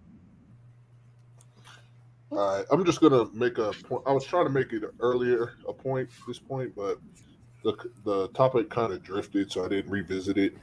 But it has to do with viability. Just something for people to think about. Most people seem to agree that if a fetus is viable, then you shouldn't be able to delete it. But to me, that's backwards. It's almost as if when it's not viable, that's when it needs to be in the mother the most. Once it's viable, can't you extract it and it could survive on its own? So doesn't that, I don't know, it's just, that's what I wanted to get Ruby's thoughts on that, because it almost seems like once the child's viable, that's even, or when the child's not viable, that's even more reason not to delete it. I will actually answer you in my final thoughts. All right. So what about I know what he's saying, though. I know what he means. I know what he means. Oh, wait, I don't think Well, because what I'm saying is, like, if you can take the baby out and it survives on its own, then that's actually seems like it makes more sense to take it out when it's viable versus when it's not viable and it will die if you do so. It's curious that people think that when it's viable, that's when it's deserving of life, even though that's the point when it needs the mother not the least, but less. Yeah, less. Yeah. So anyway, good show. Thank you. Good night. All right, let's go with Terrell. Oh yes, today been a good Good night. night, Mr. Know-It-All. Sorry. It was an interesting topic, and to me, the hate is strong these days, and it just seems like everybody hates the black man and want to blame everything on us and everything just for no reason. And I hear it from other black men that it's kind of hurts to hear that from your own women, because we see Asian women date white men all the time, but we don't see them on the internet or on the computer saying they hate Asian men, because they know once that white man get done with them or don't want nothing to do with them anymore, they're going to need a community to go back to. So they don't want, because Asian men will remember it, but I feel bad for them because their women just give the white man more time of the day than they do with their own people. And today the hate is strong, and we have a group of black women that come on here and say some very nasty, evil things. You ain't just Cynthia She. You got a lot way worse than her. I'm not gonna say their names. I'm gonna put in a private share if y'all want to know, or it's just if y'all want to know, I can tell y'all. But it's a long list of people. They say some of the most racist things that a white supremacist would say, and many of them will work with a white supremacists just to get black men killed or locked up, because they had that hatred that is so deep. They hate their own fathers, they hate their own black sons, and they even hate other black women that love black men. They call them mammies. So this is the new thing now, and a lot of them making money off of it. And their channels are big. They have like hundreds of people watching to a few thousand. So a good number of black women out here that are like this. And to me, those channels, I think the Divestors need to be classified as a hate group. It's just the stuff they spilling.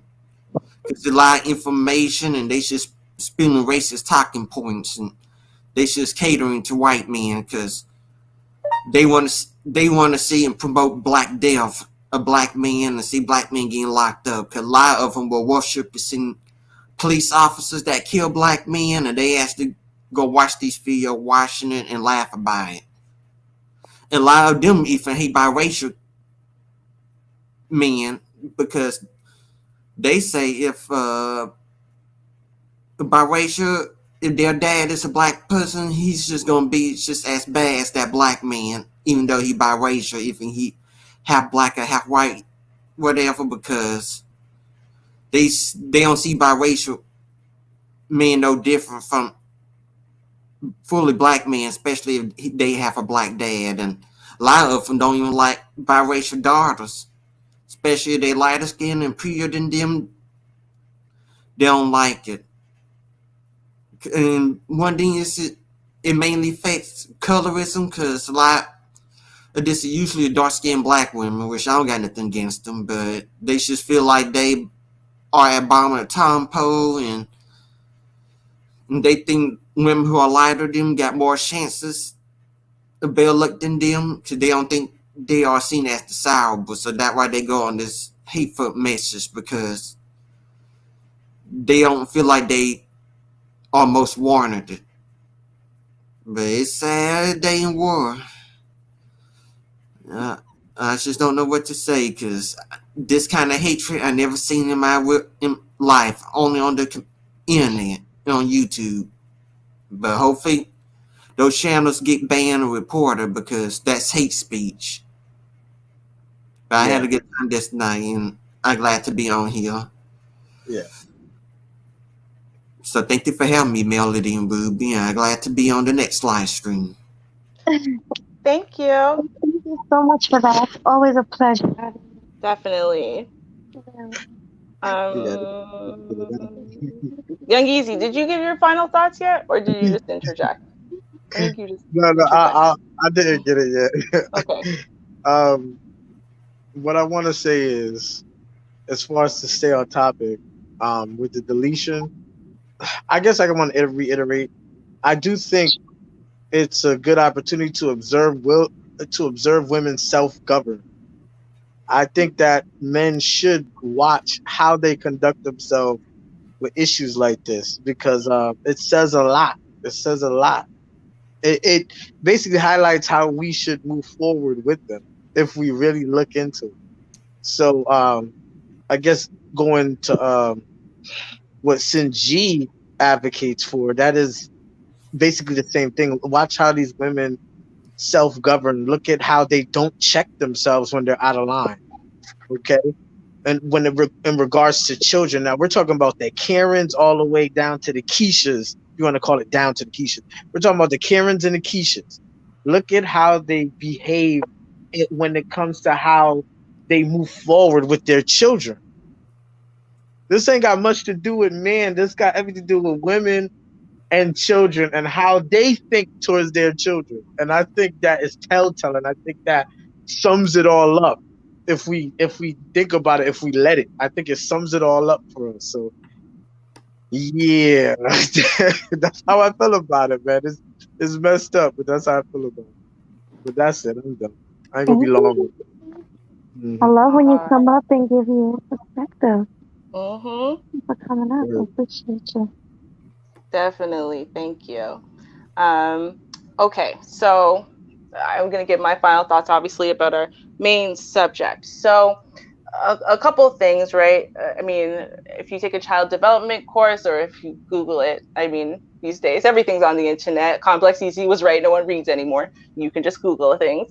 The development of a fetus from the moment of conception onwards, you can find, right? Now, some of this stuff, I honestly, even though I had learned it in school, I wasn't as aware until I myself was trying to conceive. And then I started learning stuff like the miscarriage rate, because my first miscarriage, I very much blamed myself. I blamed I just felt so responsible. I didn't even realize how many conceptions don't actually even result in actual pregnancies, and then how many early pregnancies miscarry even before women know they're pregnant. A lot of women are like, oh, my period was like a week late, but it's fine. I thought I was pregnant, but I'm not. Whatever, they might have been. And the thing is, there's a bunch of right. Something crazy in the comment section. She's saying racist stuff. Talk about apes calling us N-words. Yeah, because you're giving her attention. Stop giving it attention. Oh, I'm sorry. Yeah. I just didn't want to the platform.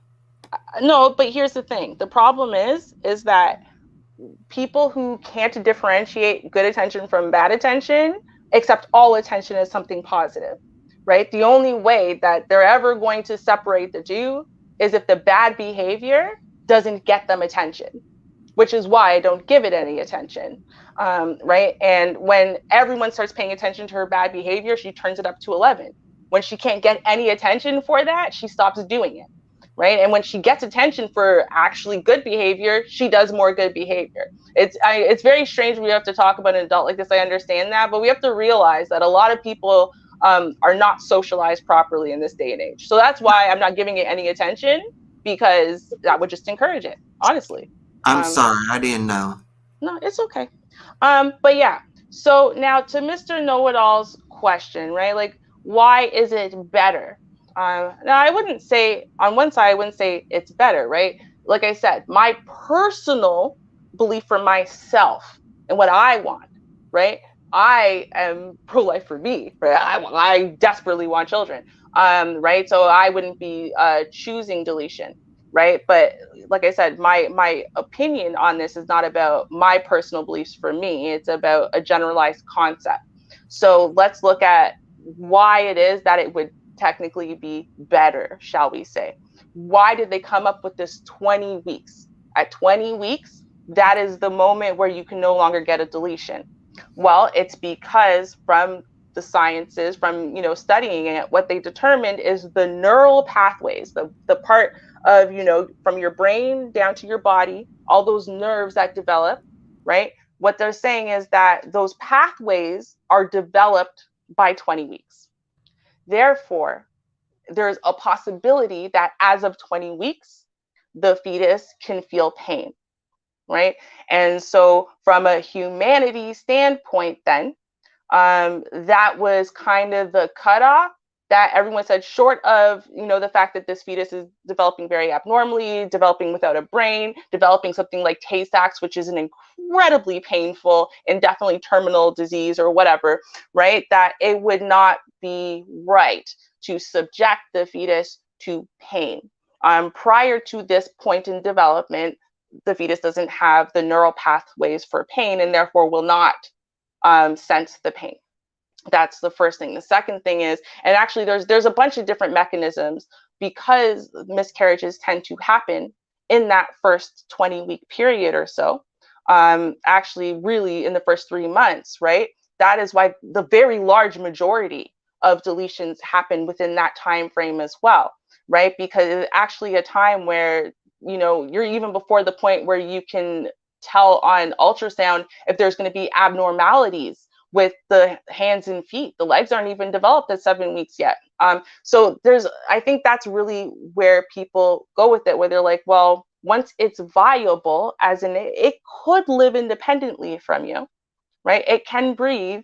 It could be perfectly normal. Then at that point, you are literally ending a fully formed life, right? If you were to give birth to it right now, it would live, right? It is no longer just a cluster of cells. It's no longer a not quite developed thing. It is a baby now. It's a very, very, very tiny one, but it's a fully formed baby. And so that is ultimately where the cutoff really came down to.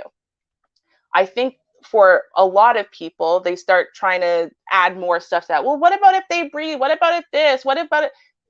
That all of that doesn't matter.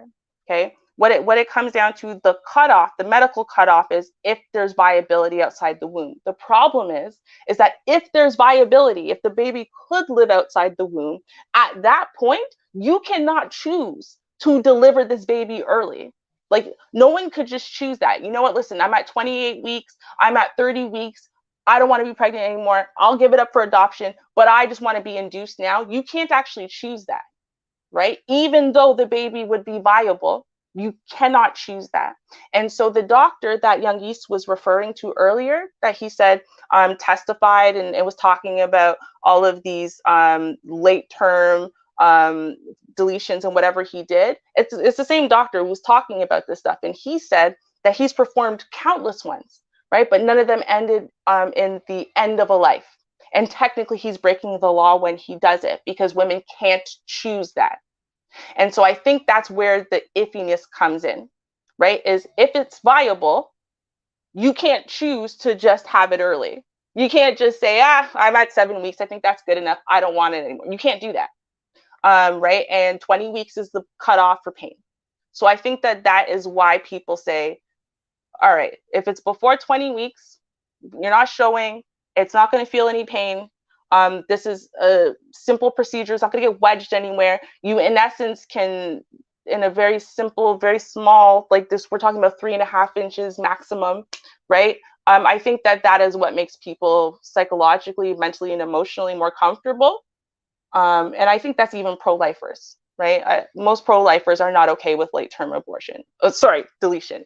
Most pro-choicers are not okay with late-term deletion, because that's a different thing now. So that's my final thoughts on it. Really. You have any final thoughts, Melody? I'm sorry, I Oh, was muted. I don't, but I just want to thank everybody for coming. I think we kind of agreed with each other on this topic, the whole deletion thing. We do both agree that it's morally wrong, but we do accept it for, if, like we said, the woman was raped or whatever, we do accept it. right. So I'm sorry, but I'm very tired. I gotta get up in a few hours. No, I'm not asleep yet, Mr. Know-it-all. Oops. I'm not asleep yet, but that's what I'm doing now because I have to get up and get ready for my morning and everything. But everybody hit the like button on your way out. This was a great stream. Ruby held it down with them great points again. I do appreciate Ruby for being a great co-host. Of course, it's always a pleasure. I'm so happy we decided to take this journey together. So happy. Definitely. Definitely so. But with that being said, thank you to all the super chats and everybody in the, I can't even think, see, everybody in the audience. Thank you so much. We love you. Yes. We appreciate you. Right, Ruby? Yeah, of course. We couldn't do this without y'all. So thank you so much. Thank you for holding us down and showing up and, keeping the discussions alive. And, man, y'all are awesome. Most of y'all are awesome. Like, seriously, but we do appreciate it. Anyway, good night, everybody. All right. Cheers, y'all. Cheers.